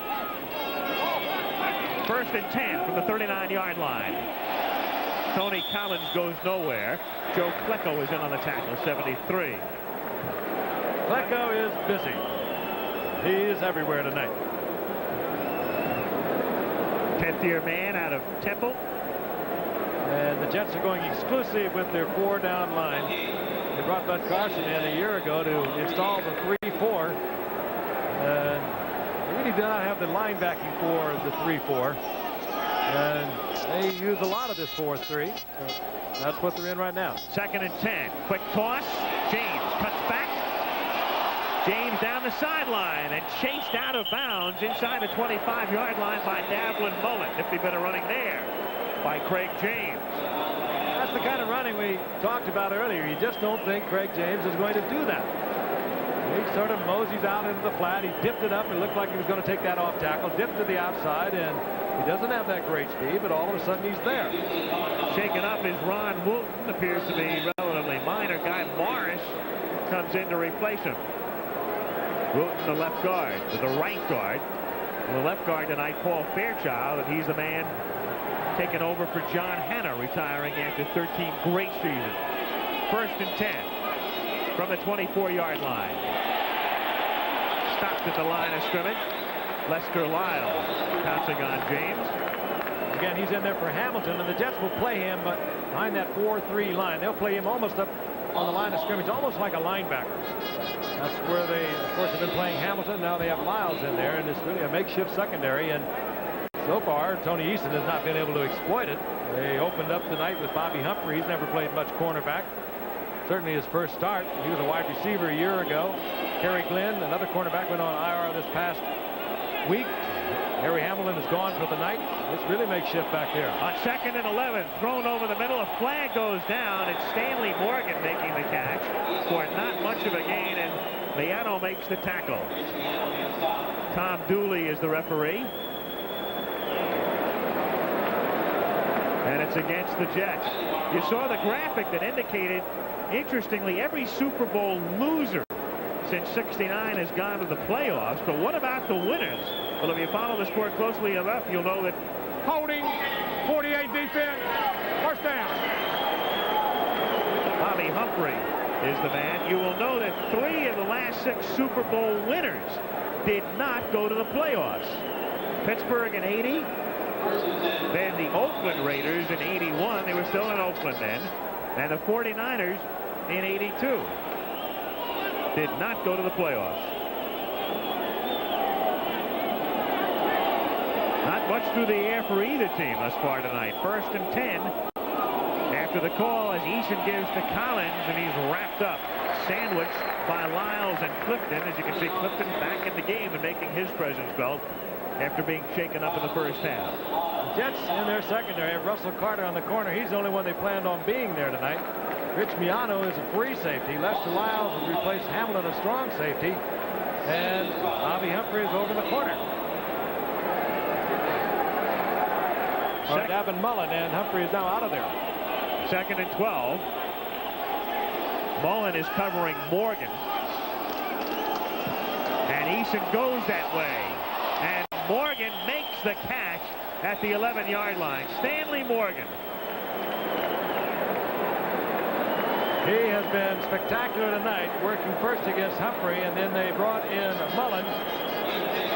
And Mullen, while he's been in the area a little more closely, it's kind of hard to cover somebody like Morgan who has a great speed and ability to go deep. You have got to respect the deep move, and particularly for Morgan, the deep move to the inside, because they like to go to him for the touchdown. That's 6 catches for Morgan tonight, 13 in the 2 games so far. 3rd down and 1. New England at the 11. They lead 7-6. Looking for the first down is Collins, and he gets to the 10 and appears to be shy. They need to get to about the 9.5 as Bell makes the tackle. Decision time now for Ray Berry. And Berry indicating the field. Initially, it looked as if he was indicating he wanted the field goal unit in. Then Scott came in. Now he's saying go for it. Initially, the field goal unit started to come in. Franklin had moved on to the field. And then he was called back. And he sends in the second tight end.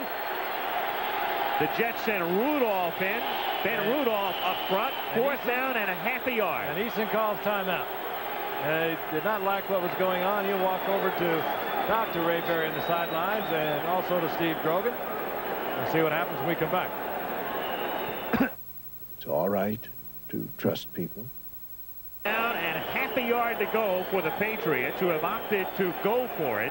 They lead 7-6, so in a defensive struggle, and a chance to take what would be a pretty automatic 4-point lead. Ray Berry will go for it.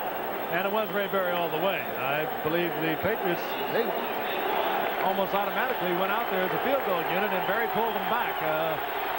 It's a marginal call on the part of Ray Berry. You could get away from the Jets taking the lead with the field goal if you took your own, and a relatively easy one.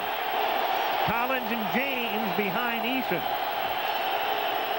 Pitch it to James. He's going to throw on fourth down for the touchdown. What a call. Tony Collins makes the catch. That was a great call. They had time to think about it. I don't think they had that in mind until Easton called timeout, came over to the sidelines. They used the timeout. They discussed it. Very chancy. And not really. It's what Ray Berry likes to do. It's Paris, Texas football, if you will, where his dad coached for so many years. Flip it out to James, a good passer. As I mentioned earlier, he threw a couple of touchdown passes last year. That was so easy. And Collins has caught both touchdown passes tonight. One from Eason, this one from James, who had prior caught that pass before. Craig would have been up among the league leaders in touchdown passes. Take a look at it again. It'll do two things.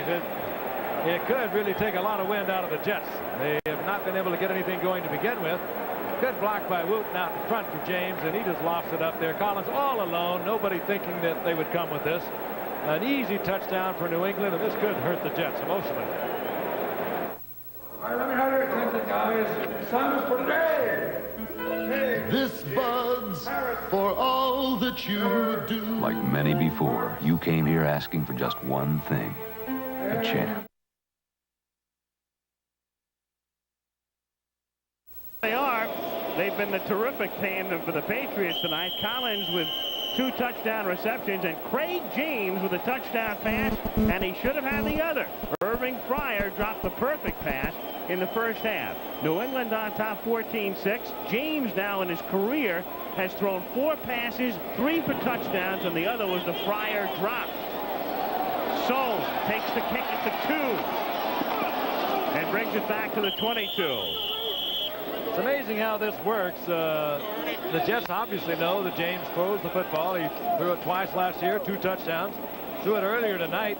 Irving Fryer wide open dropped it. As we look with the reverse angle, Collins comes in there and makes it look. You didn't get a good chance to see Collins. He comes in there like he's going to block. Now that's a regular lead play for a sweep that New England has, and half the success of that play is dependent upon Collins faking that block and making it sell, selling it to the safety, and then easing behind the cornerback, and he did it perfectly. Walker in motion on first down from the 23, and Hector with McNeil out of the game. Barrels ahead, close to a first down. Craig James right on the money. His brother Chris is a great baseball player and has worked his way up through the Philadelphia Philly farm system and appears headed for a pretty decent career. Timeout is called here for the measurement, and you thought only Roger Clemens could throw strikes in New England, huh? And the Jets are in danger of having this get away from them. I'm sure they've got together over the sidelines, and if they can't get something moving offensively, they have not even been threatening. They're going to have to get something happening, and New England will put another one up there, and this one's going to be history. First down. First and 10. Jets at the 33-yard line. Those powerful defensive teams. New England, they were rated 7th in the NFL defensively, and the Jets were rated 8th. They're right up there with the best defensively, and it's been that kind of a game. It's been a tough, hard-hitting game. From the 33-yard line, Johnny Hector gets a couple. Hector, the 4th-year man, second-round draft choice in '83 out of Texas A&M. had many calls for Tippett tonight, but he is one of the fine linebackers you're going to find. Mickey Schuler with a block there. Tippett working down the line of scrimmage, fending off the block. Where Tippett has not been getting the call tonight is on the pass rush, and they have been blocking with 2 men. They've been sliding a lineman and using the big back to pick him up. On 2nd down and 8, O'Brien complete to Walker. Wesley at the 45-yard line and goes down at the 48-yard line. Raymond Claiborne gets the tackle, and so O'Brien has the Jets moving on a key drive here as the clock runs down to the 7-minute mark. 7 minutes left in the 3rd quarter. You can do a lot of things if you have somebody like Andre Tippett, and this is what they do. They let him cover Mickey Schuler, and he just realized that's who he was going to cover. That's actually Wesley Walker dropping into the zone, but he does move around for you.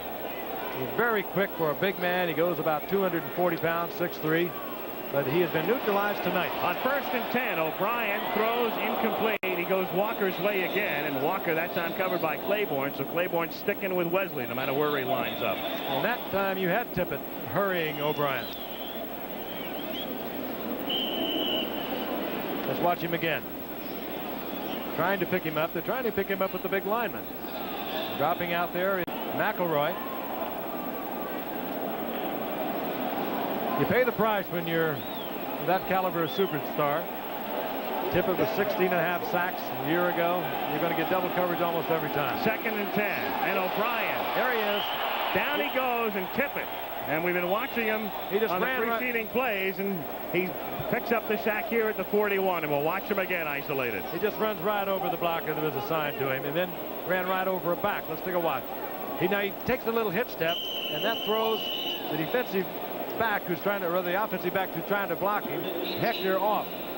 And Hector sort of eased up when Tippett stood up like he wasn't going to come, and then he turned on that speed, and that's the real vintage Andre Tippett. 3rd down, 18. Jets out of the shotgun from their own 41-yard line. Walker's to the left, Toon is to the right. O'Brien looking Walker's way. He can't get free, comes back to Toon, but well short of the, and he's out of bounds anyway. At the 45-yard line, they had to get to the New England 41. Fun little war going on down there. That time they doubled up on Tippett. They kept him out of it. But there was pressure from the opposite side.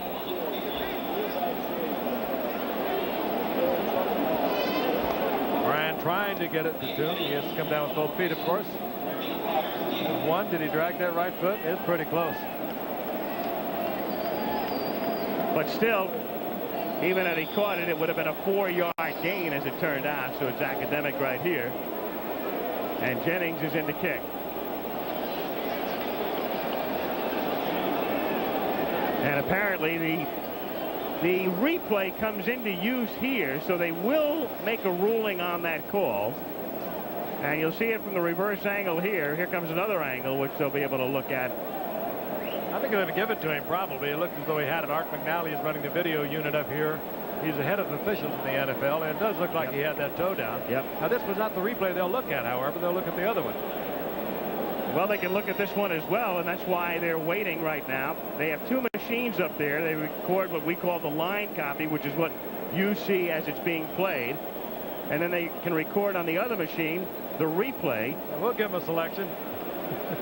As we say here, even if this call goes the Jets' way, it's not a critical call by any stretch of the imagination. They're still going to have to punt. It's going to be 4th down and long regardless. But here's a case of the replay coming into use, and they had hoped to do all of this within 20 seconds. It's been about a minute and a half already. I think they're going to give it to him. And it's still going to be a punt, and we're dragging this thing out. It's been at least a couple of minutes. They want to make sure they have the right call. Again, it's indisputable visual evidence. Well, that's indisputable with the left foot. Is the right foot indisputable? That's the only question. Is he dragging it? Does he going to be the question, Al? Does he have control of the ball, too? It's just hard to pick up totally.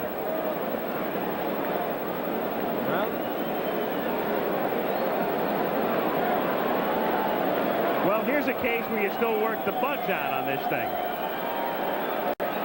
He is, I don't have a clock on this, but I would say it's been close to 3 minutes. 4-yard pickup. Yeah. They're going to give it to him. Well, for Altuve's reception, you can look at it that way. Maybe as an incentive contract. Did you see where the average game last week went something like 3 hours and 15 minutes, and there were very few of these incidents as well. So, I mean, the games were going 3:15 without too many delays. A further review by the replay official shows a legal catch on the 45-yard line. 4th down. All right, but still, it's I'm sorry, that's kind of funny. 4th and 14. It's funny unless you got a plane to catch. Well, it does work. Pryor is back at his own 15, and Dave Jennings having a less than scintillating night.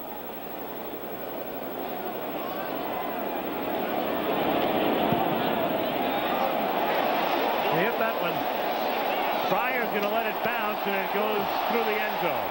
So out it comes to the 20-yard line. 5:55 remaining in the third quarter. Patriots 14, Jets 6. Duly noted, that's the first time in the history of the National Football League a call has been overruled. They checked some plays last weekend, but none of them were overturned. And that was the first one to be overruled. And one of the reasons we understand that it took so long is they wanted to make sure where the ball should be spotted. They were convinced earlier on that it was a catch, but they wanted to check and see exactly where the ball should be spotted. Interesting thought. I was talking about incentives in contracts. What if Altoon has an incentive clause? You catch 50 balls and you get a $10,000 bonus. And if he goes to 49, they tack this one on. That's a thought. A positive thought for Altoon. But it turned out to be was a 4-yard gain and a touchback on the punt. 1st and 10, New England from the 20-yard line. Morgan, another catch, but only a 3-yard gain, and that's number 7, and he's got 7 and 7 in the 2 weeks, a total of 14. Russell Carter gets him out of bounds. We played it back. It took close to 3.5 minutes for that call to be made. They'll get the bugs worked out of it. I question it that you cannot do it throughout all of football. You can't take it into the collegiate level. You can't take it right down into the high school level, the roots of football. That's my question about the use of the video replay to overturn calls. 2nd and 6 from the 24 as Collins takes it out to the 27-yard line. Lester Lyles in on the tackle. It seems ridiculous, of course, in a situation like that because the play itself had no bearing on the flow of the game. So right now there's a tendency as you look at the receiving yardage, and Morgan has caught almost, 81 yards, the Jets 121. But sure enough, in a big game this year, there's going to be a real big play, and at least they'll wind up getting it right by looking at the replay.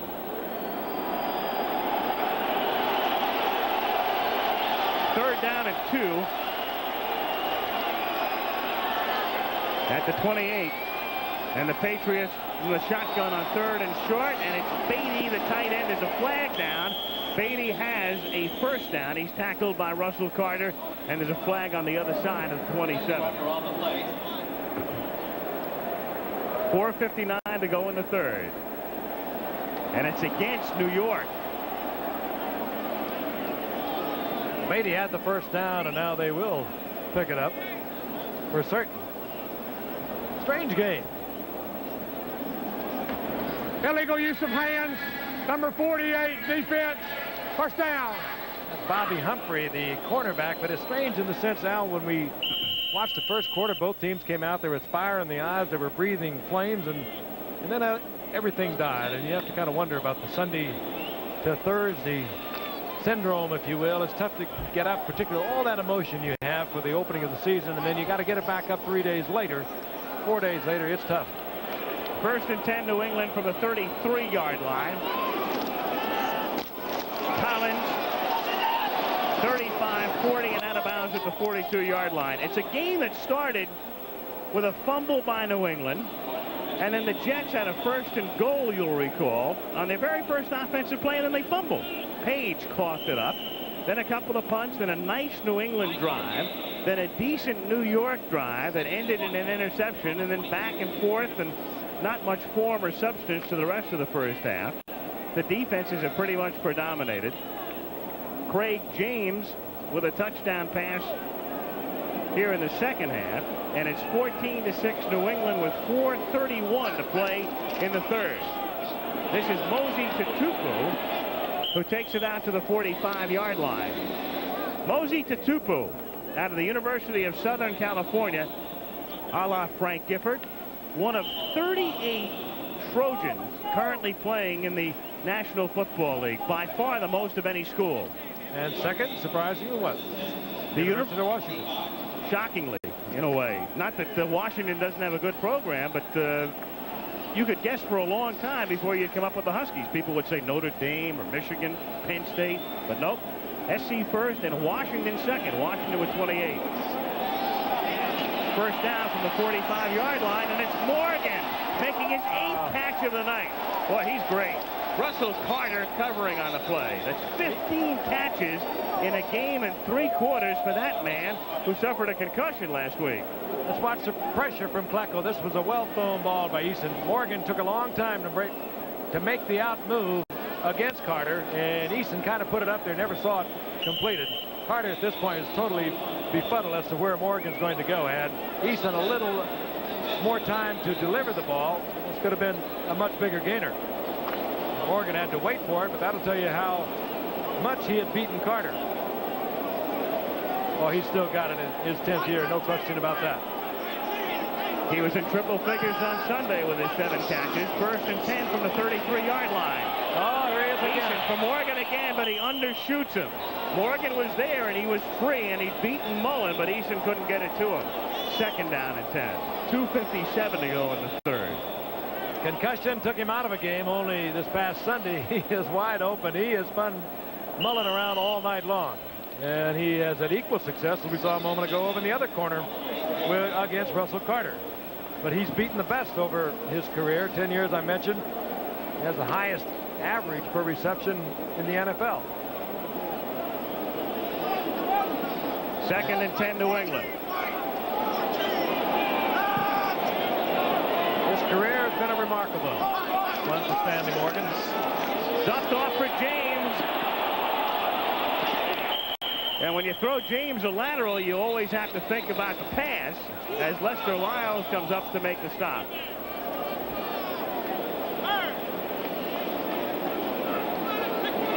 Another Jet very slow getting up. Marty Lyons, the defensive end, floating out there. Very warm night, very humid night. As we watch the play calling once again. Again, Grogan, if you joined us late and don't know, for New England this year, revolutionary in a way. Grogan, the second-team quarterback, calls the plays for Eason, and Ramsey, the third-team quarterback, signals them in. Shotgun on 3rd and 10 from the 33-yard line. Inside handoff to James.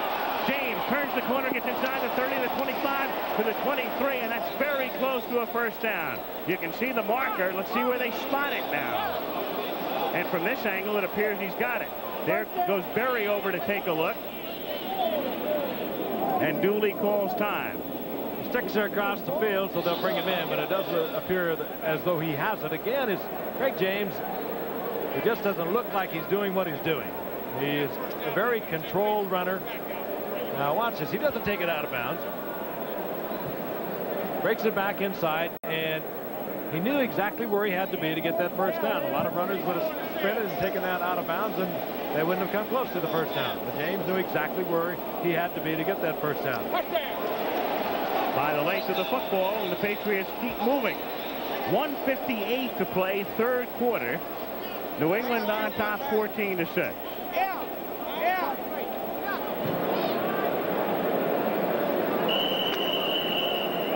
New England is beginning to take this game over.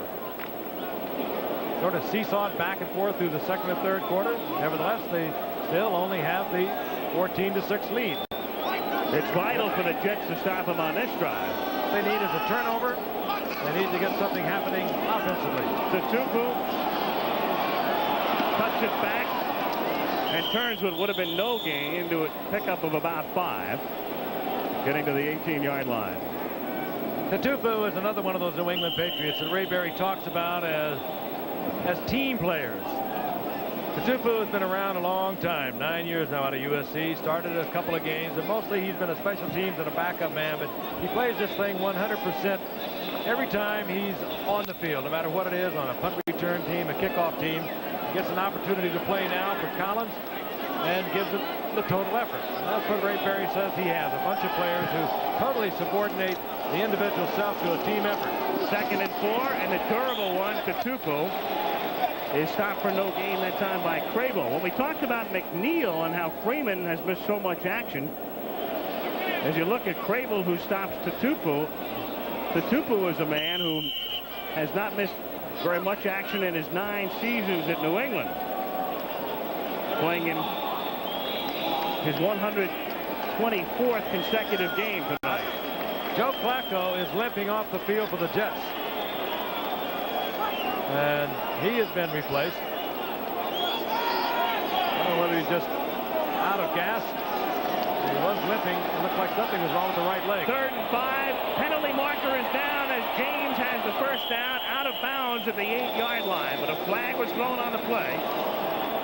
And Tom Dooley discussing it with the umpire, who made the call. And it's holding against New England, nullifying the first down. And Flacco is coming back onto the field, so I think he had just run out of gas. You run 2 or 3 sweeps, and those defensive linemen have a lot of work to do. Holding, 58 offense, 3rd down. Call against Pete Brock, the 11th year man out of Colorado. Longtime center. That's Grogan looking at the ready list, and he has told Tom Ramsey what he wants to call on a 3rd down and 14. Ramsey with the live signal, and of course a couple of dummy signals, and meanwhile out of the field, Tony Eason picking it up.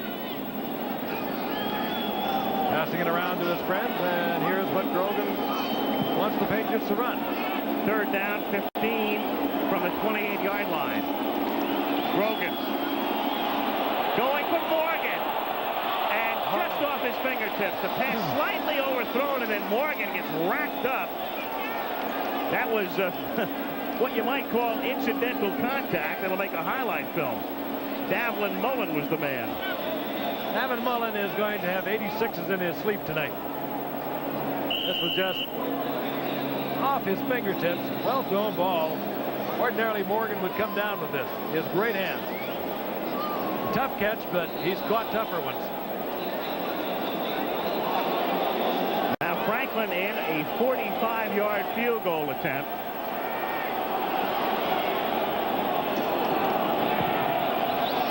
And the kick is good. So the Patriots are able to net 3. And that is the final play of the 3rd quarter. So at the gun, 15 minutes to go. It's New England by 11. And we'll be back after this from your local station.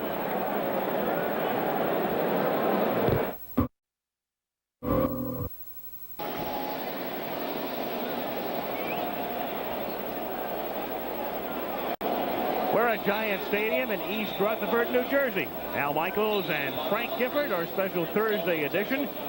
And we start the 4th quarter with a kickoff as Franklin's field goal ended the 3rd quarter. So we start the 4th, New England on top 17-6.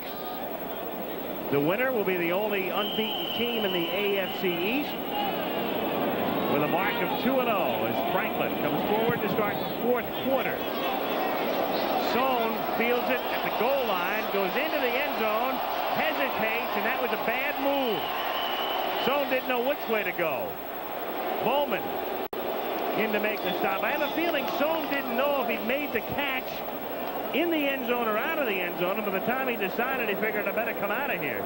Really a bad move by Sohn, but it's up to somebody back there with him to tell him to stay. And he actually took it, but bobbled it, and he could have stayed in there for the touchback. He wasn't sure, and he comes out and hard line in tough field position. Here's what Joe Walton says about his ball club. They will play you the entire football game. They will keep coming back as they did last week up against Buffalo, and this is what I know Joe Walton is hoping for. They play the full game. O'Brien to Walker, and a catch, yes, is what it's ruled.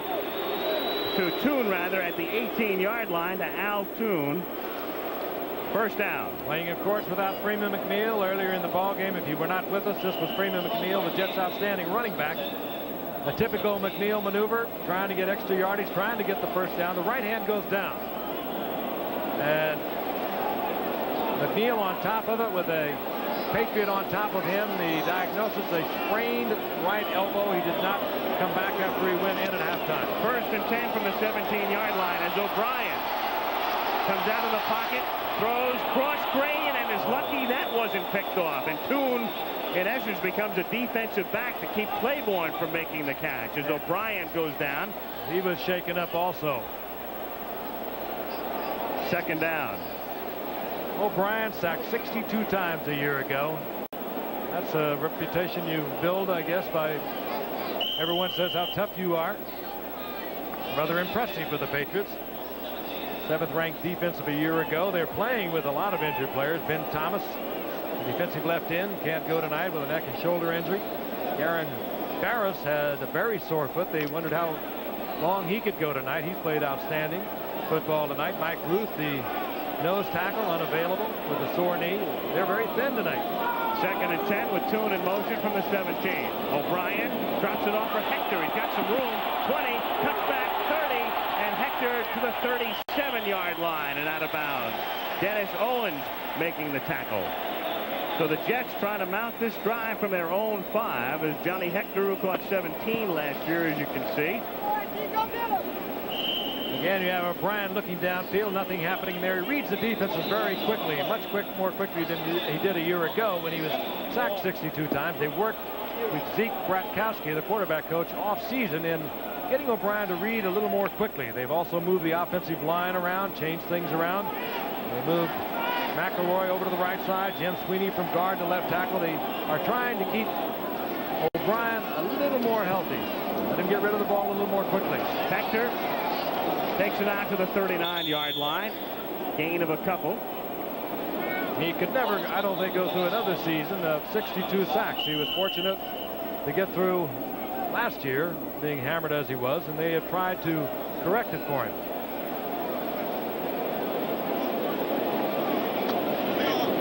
Unfortunately, at least as far as the coaching staff is concerned, O'Brien is the kind of football player that's going to try and stand in there and make something happen. He's a tough kid. He really is. Early in his career. Second and 9. O'Brien under pressure. Gets it away. It's tipped and it's caught out of bounds. Mickey Schuler was in the sandwich. Don Blackman was in front, and then Roland James comes down with it, but clearly out of bounds. It'll be third down and 9. O'Brien just trying to press this in. It's lucky this was not picked off. Blackman, we talked about him earlier, one of the great outside linebackers for New England, was right back there, right in the play, and was right in his hands. And then Roland James also had a shot at it, but he was out of bounds. Third down, 9. Jets. 13:47 to play in the 4th. New England on top by 11. Toon in motion. 3 receivers on the right side. O'Brien rolling in that direction. O'Brien going deep for Schuler, not a prayer. Picked off at the 20-yard line as James does get his interception, comes out to the 30, and down he goes there. Rocky Cleaver makes the tackle. O'Brien looking for anybody, and it was Schuler who got deep, but he wasn't nearly open or close to it. I think O'Brien was thinking maybe that'll be as good as a punt. Line of scrimmage was the 37-yard line, and the pickoff by James was returned back to the 30 of New England. Either that or he's just trying to get rid of it. He had to move out of the pocket. Good coverage defensively for New England. Puts it up high, and James is there. Schuler was deep downfield. Actually, he had run a turn-in pattern. Saw O'Brien in trouble, tried to take it deep and give him some kind of an angle, and New England picks it off. So the Patriots at their own 31. They lead by 11. Collins slips down. No gain. Second down, 10. So the Patriots last year doing it basically with defense. Offensively, good year out of James, and then Eason started the season, you'll recall, got hurt. Grogan came on and rallied them, and then he got hurt, and Eason took him through the playoffs. And the Jets, meanwhile, last week 28 points against Buffalo, but tonight going up against a great defense, a defense that has not given up a touchdown this season. 1 field goal last week, they yielded to the Colts, and 2 tonight to the Jets. James has a lot of room and barrels out to the 43. 1st and 10 New England, and they'll go to work on the clock with 12.5 to go. They are now dominating the Jets, and this is what they couldn't do last year. They split during the season. It's a better New England Patriot team for several reasons. First of all, Tony Eason, there is no way he's not going to get better with each season. He is a youngster and coming on, improving, and really getting a lot of help from Steve Grogan. It's a team that believes in their philosophy, believes in their head coach. Defensively, they have improved, and they'll get another defensive player back later in the year, Ken Sims, and they'll get some more healthy defensive linemen, and they are definitely going to be contenders once again. James cuts back the other way, runs right through the middle, and moves out to the 50-yard line. So he turns nothing into something. 7-yard pickup. Gain of 7. It'll be 2nd down and 3. That's Stephen Starring, the wide receiver. And again, with Starring hurt, Fryer questionable tonight, but has played some. Morgan's had another big night after the 7-reception day on Sunday. He's come back with 8 tonight. They've been thin. We talked about their defense. Greg Hawthorne, the tight end, was unavailable tonight. They've held together. 2nd and 3, and it's Collins crossing into Jets territory, getting the 1st down, moving to the 42. And this is your quintessential type of drive when you've got an 11-point lead and you're in the 4th period, picking up 1st downs and chewing up some time as well. 11-10 to play in the 4th.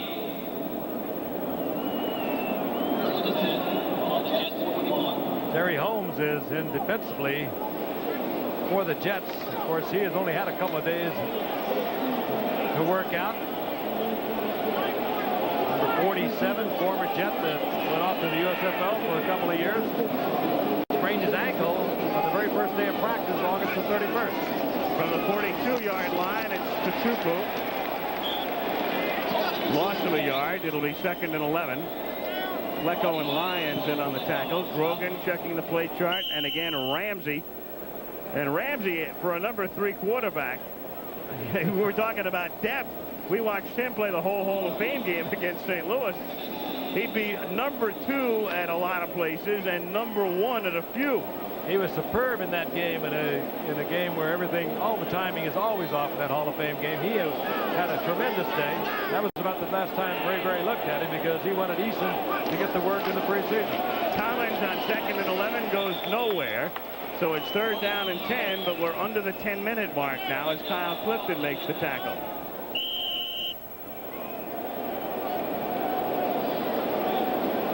A reminder, Michigan ranked 3rd in both polls right now, taking on Notre Dame, the opener for both, Schembechler and Holtz. Lou making his debut at South Bend Saturday, 3 Eastern time. Monday night will be in Pittsburgh, where the Broncos, coming in off the win over the Raiders, take on the Steelers at 9 Eastern. 3rd down and 11. That's Fryer in motion to James, and he's dragged down at the 45-yard line. So the Jets stop him near midfield. Camarillo comes into punt to try to pin the Jets deep, and the clock is running with 9:15 to go in the 4th. New England running a lot of time off the clock, down to 9 minutes. Jets down 17-6. Very strong performance here in the second half by New England. They staggered, as did the Jets in the second quarter, but they've come back to play very strong in the third quarter, now into the early minutes of the fourth quarter. They're not thrilling, but they've been functional, and they're winning by 11. Camarillo, who's had a good night, will try to angle this one. A flag goes down. Fair catch is called for and made at the 14-yard line, and we'll see about the call. At the line of scrimmage, probably the ineligible man downfield. Procedure will work against the Jets. And New England with the ball at the 14 will want to see it again.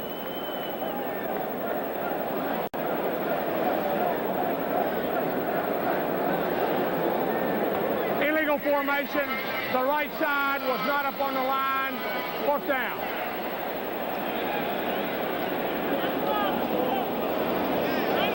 So it moves the ball back to the 50-yard line. Still no problem for Camarillo. Kicking from midfield. Patriots scoring. Collins catching one from Eason. Jets 2 field goals second quarter. Pats with 10 in the third. James throwing a TD pass to Collins. And then the field goal by Franklin. And now JoJo Townsell, instead of Sohn, drops back to take the kick for the Jets at the 10-yard line. There's Townsell. Jets have them all up there. They're going to try and block it. They don't even come close. It's angled to the near side, but it finds the end zone first. Camarillo is not even fooling around with it. He saw what was happening. He wanted to get rid of that quickly, and he kicked it through the end zone for the touchback. So the Jets, plenty of time left, but they have nothing going. Game will be 2-0, and there's a little morsel for thought for you. With the teams going 2-0 since the 16-game schedule came in, almost half have won a division title. When the teams have split, or a team has split its first 2 games of the season, only about 1 in 5 has won a division title. So that's the difference, getting off to a 2-0 start as opposed to a 1-1 start historically. And the winner of this game will be 2-0, and the loser will be at 500. First and 10 Jets. They trail by 11 as O'Brien retreats on first down from the 20-yard line. O'Brien slides down at the 23, and Lawrence McGrew gets credit for the tackle. Second down, 2nd and 7. Again, just fine defensive effort. O'Brien had all the time he could want to release the ball if he had a receiver that was breaking open into a pattern, but good defensive play on the part of New England. He does not throw the interception. That's why he was sacked so many times. One of the reasons he was sacked so many times last year, 62, an NFL record. He won't throw the interception. He'll eat it first. 2nd and 7. They give it to Johnny Hector, to the chagrin of the crowd at first, and Hector runs it out to the 29-yard line. You could hear a collective moan go up when they saw Hector get the ball with 7:40 to go in the 4th period.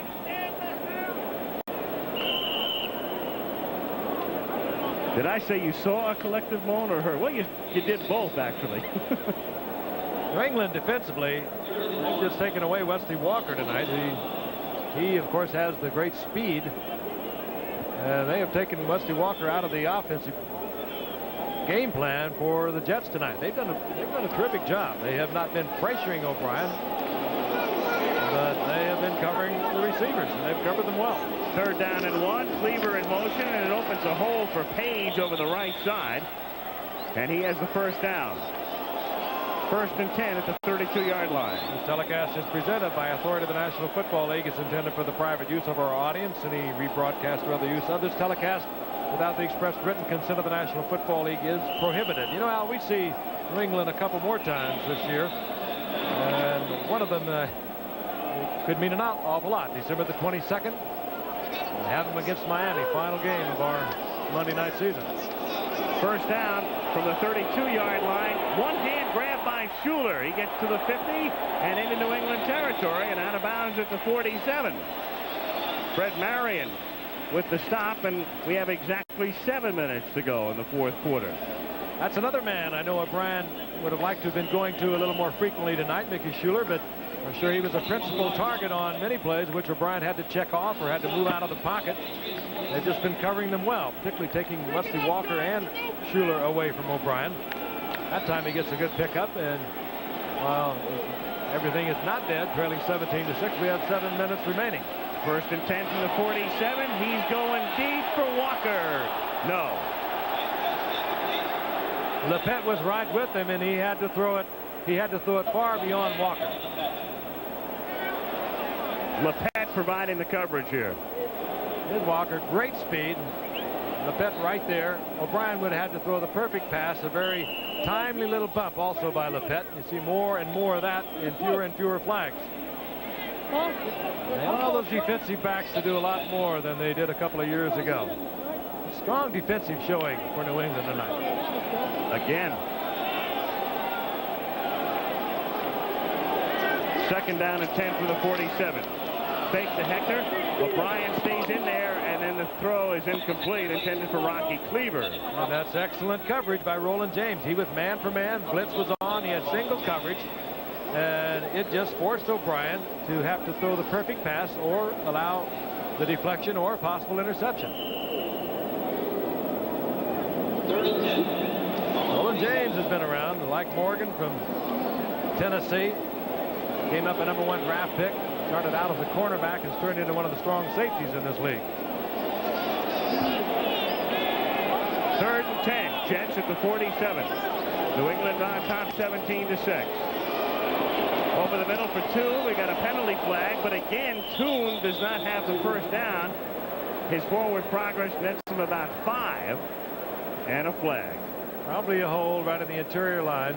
Roland James and Monty LePet made the stop. Penalty marker on the play. What do you do if you're New England here now? You gain 5. If you take the play, it's 4th and 5, and you give the Jets only 1 play. But if you take the penalty, you got a 3rd and 20. That's what they're trying to figure out right at the moment. They want the options explained a little more clearly, and Nelson's coming over to find out. Use of hands, number 60, offense, 3rd down. So they take it. That's it's an interesting call in a way, because you know, as you look at Ray Berry, you know that they're going to pass, so now you're giving them 2 passes instead of 1. 3rd and 20. So a little food for thought here anyway. Let's see what happens on 3rd and 20. Panic for 1. 3rd and 20 is a tough call. Over the middle, tipped by Schuler, but incomplete. And now with 6:19 to go, now you've got a punt. 4th down and 20. So the Jets figuring 20 is just too much with 4th down here. And there still is, in a lot of their mind anyway, 6:19 to play. You're a long way away from a 4-down offense. A lot of things can happen so quickly. A lot of time, but no evidence that the Jets can get something going. That's it. You don't feel that they can do it. They have been stymied all night long in every phase of their offense. With Jennings the punt, keep in mind, too, that the Jets would need to score 2 touchdowns. A touchdown and a field goal doesn't help you when you're down by 11. They got to get into the end zone twice in 6:19.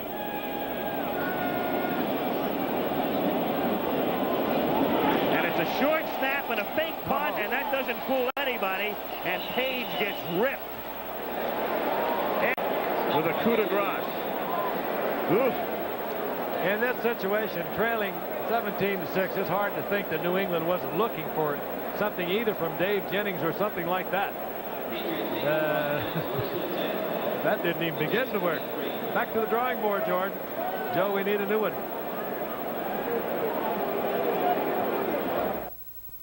Al Michaels and Frank Gifford, and Giant Stadium is clearing out in a hurry with New England on top 17-6, 6:13 to go in the 4th. Patriots at the Jets 43, and Collins to the outside. He wants to stay in bounds, and he does. He gets to the 38 for a gain of 5.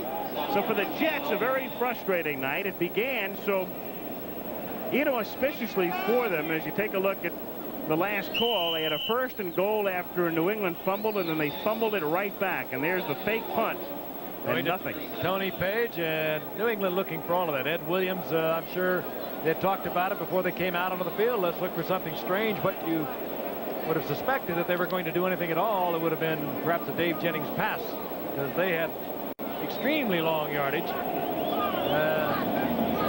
They just got back to the line of scrimmage, and that was it. 2nd down and 4. Collins gets to the 35.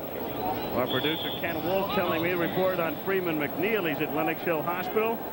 Possible dislocated elbow, and so the Jets' woes mount as New England has it 3rd down and 2 now at the 35. But for the Jets, they couldn't cash in on a golden opportunity early on. Then there was a very curious call on the Jets' first good drive of the night. 3rd down and goal at the 7, and the reverse to Sohn that lost 8 yards. They had to settle for a field goal.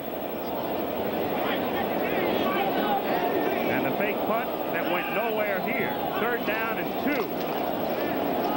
to Collins. Eason rolling. He can run for the first down and opts to throw it and gets the first down anyway as he hits Collins at the 24-yard line. Not a bad op, because he was going to be running right into Marty Lyons, who would have buried him into the sidelines. Eason is a good athlete. And I know I mentioned earlier he's going to improve as a quarterback, but the one thing that he has going for him that a lot of quarterbacks do not have is he is a fine athlete. He does a lot of hook sliding out there and all that, but he is able to move. He's very quick. He gets around very fast, and the sense that this youngster, even though he was wiped out by the Bears in the Super Bowl 0-for-6, and had to be a traumatic experience for him, you get a strong feeling that he is going to improve with each and every outing. He's getting a lot of help from the veteran Steve Grogan, who can come off the bench, as we saw last year, and win games. He won 6 of them in a row last year when he replaced Eason. So the Patriots strong defensively, good offensively with Collins and James, and they have super quarterbacking. James for a gain of a couple. Right now all New England's thinking about is running out as much of the clock. This is one of those games you can truly say is really not as close as the score would indicate. 17-6. But you felt all along, Al, I know you have felt it, is the total lack of the Jets being able to mount any kind of offense. They have great outside receivers in Wesley Walker and Al Toon. Toon got a couple of passes. That was about it. Walker's been pretty much shut down. Nicky Schuler caught 76 balls a year ago. Nothing tonight. But the Patriots have controlled the flow for a long time. 2nd down and 8. Collins to the 20-yard line. Lyons in on the stop. Again, nothing spectacular from New England tonight. Just New England football. Very functional football. Ray Berry, Paris, Texas sandlot football. He has convinced them that they can win this way. He's convinced them they can win if they play each and every one of them as a team. And maybe it sounds old-fashioned, but he has it working up in New England. Put it together last year as a wild card. Won every game on the road, 3 of them. He beat the Jets, he beat the Patriots, he beat the Raiders, he beat Miami, and got to the Super Bowl. Even though they were wiped out, it was a great effort. 3rd down and 6. As the throw is nearly intercepted, and a touchdown is saved by Jerry Holmes on the pass intended for Cedric Jones. Fine move by Holmes, and this, I know, one of the pleasing things one of the few pleasing things that Joe Walton will find here, because he needs to get Jerry Holmes back into that lineup. He needs to get a secondary pull back together again. They have not given up anything devastating tonight, but it is a secondary that's been racked with injuries, and certainly this man, Jerry Holmes, is going to help. Franklin to attempt the field goal, 27-yard line, 37-yard attempt. If it's good, New England leads by 14 with 3:16 to play in the 4th. And contact up front. Barry Bennett was anxious. If it's against the Jets, but it's not. Offense. 4th down. He was pulled off by Paul Fairchild. There he is. There's the man, not on special teams, but on offense anyway, who's playing in Hannah's old spot. So that moves him back. It's a good way to put it, too. He's playing in the spot. Right. I don't want to say trying to fill the shoes. You can't do that. He's 5 years in the Hall of Fame. 42-yard field goal attempt. And Franklin's kick is good. And so Tony Franklin, who kicked 4 last week, and we got a penalty marker. I think that flag was down. I noticed it was down as the play began. They just didn't pick it up from the prior play, so there's no penalty. We've got 3:12 to go in the 4th. He doesn't look too happy, but he has to be. His team leads by 14. Power your business. The Jets to receive. They trail 20-6 as Franklin kicks off. Kurt Sohn takes it 2 yards deep, and they keep him in there this time. Townsell and Harper telling him to stay there. Gastineau, but a long night for him and a long night for the Jets.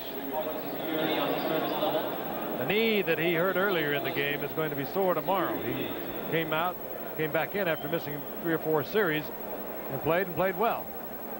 But you know, those things overnight are going to become very painful. The Jets' next game is here. It's a week from Sunday against Miami.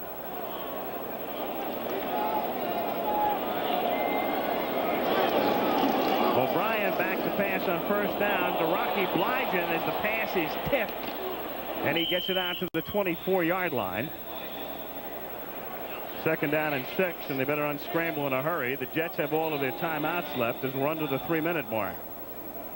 Mentioned we'll be watching the Jets as they go against Miami later on. We'll also see them against Denver later in the season. O'Brien gets sacked back at the 19-yard line. Dennis Owens in there to make the play, number 98. 3rd sack of the night. Nothing spectacular defensively. What they've been doing ever so well tonight is covering the Jet receivers, forcing O'Brien to take a lot of time. The offensive line has given him, for the most part, a lot of time, but they have just taken it away from him. And the Jets take a timeout.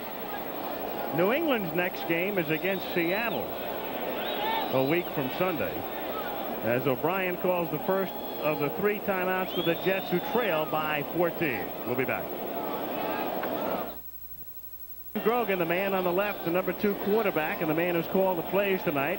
He can afford a satisfied smile with Ray Berry off his left shoulder. You ever see a head coach with less ego than Ray Berry? No. Just turns it all over to them. I haven't. 3rd down and 11 from the 19-yard line.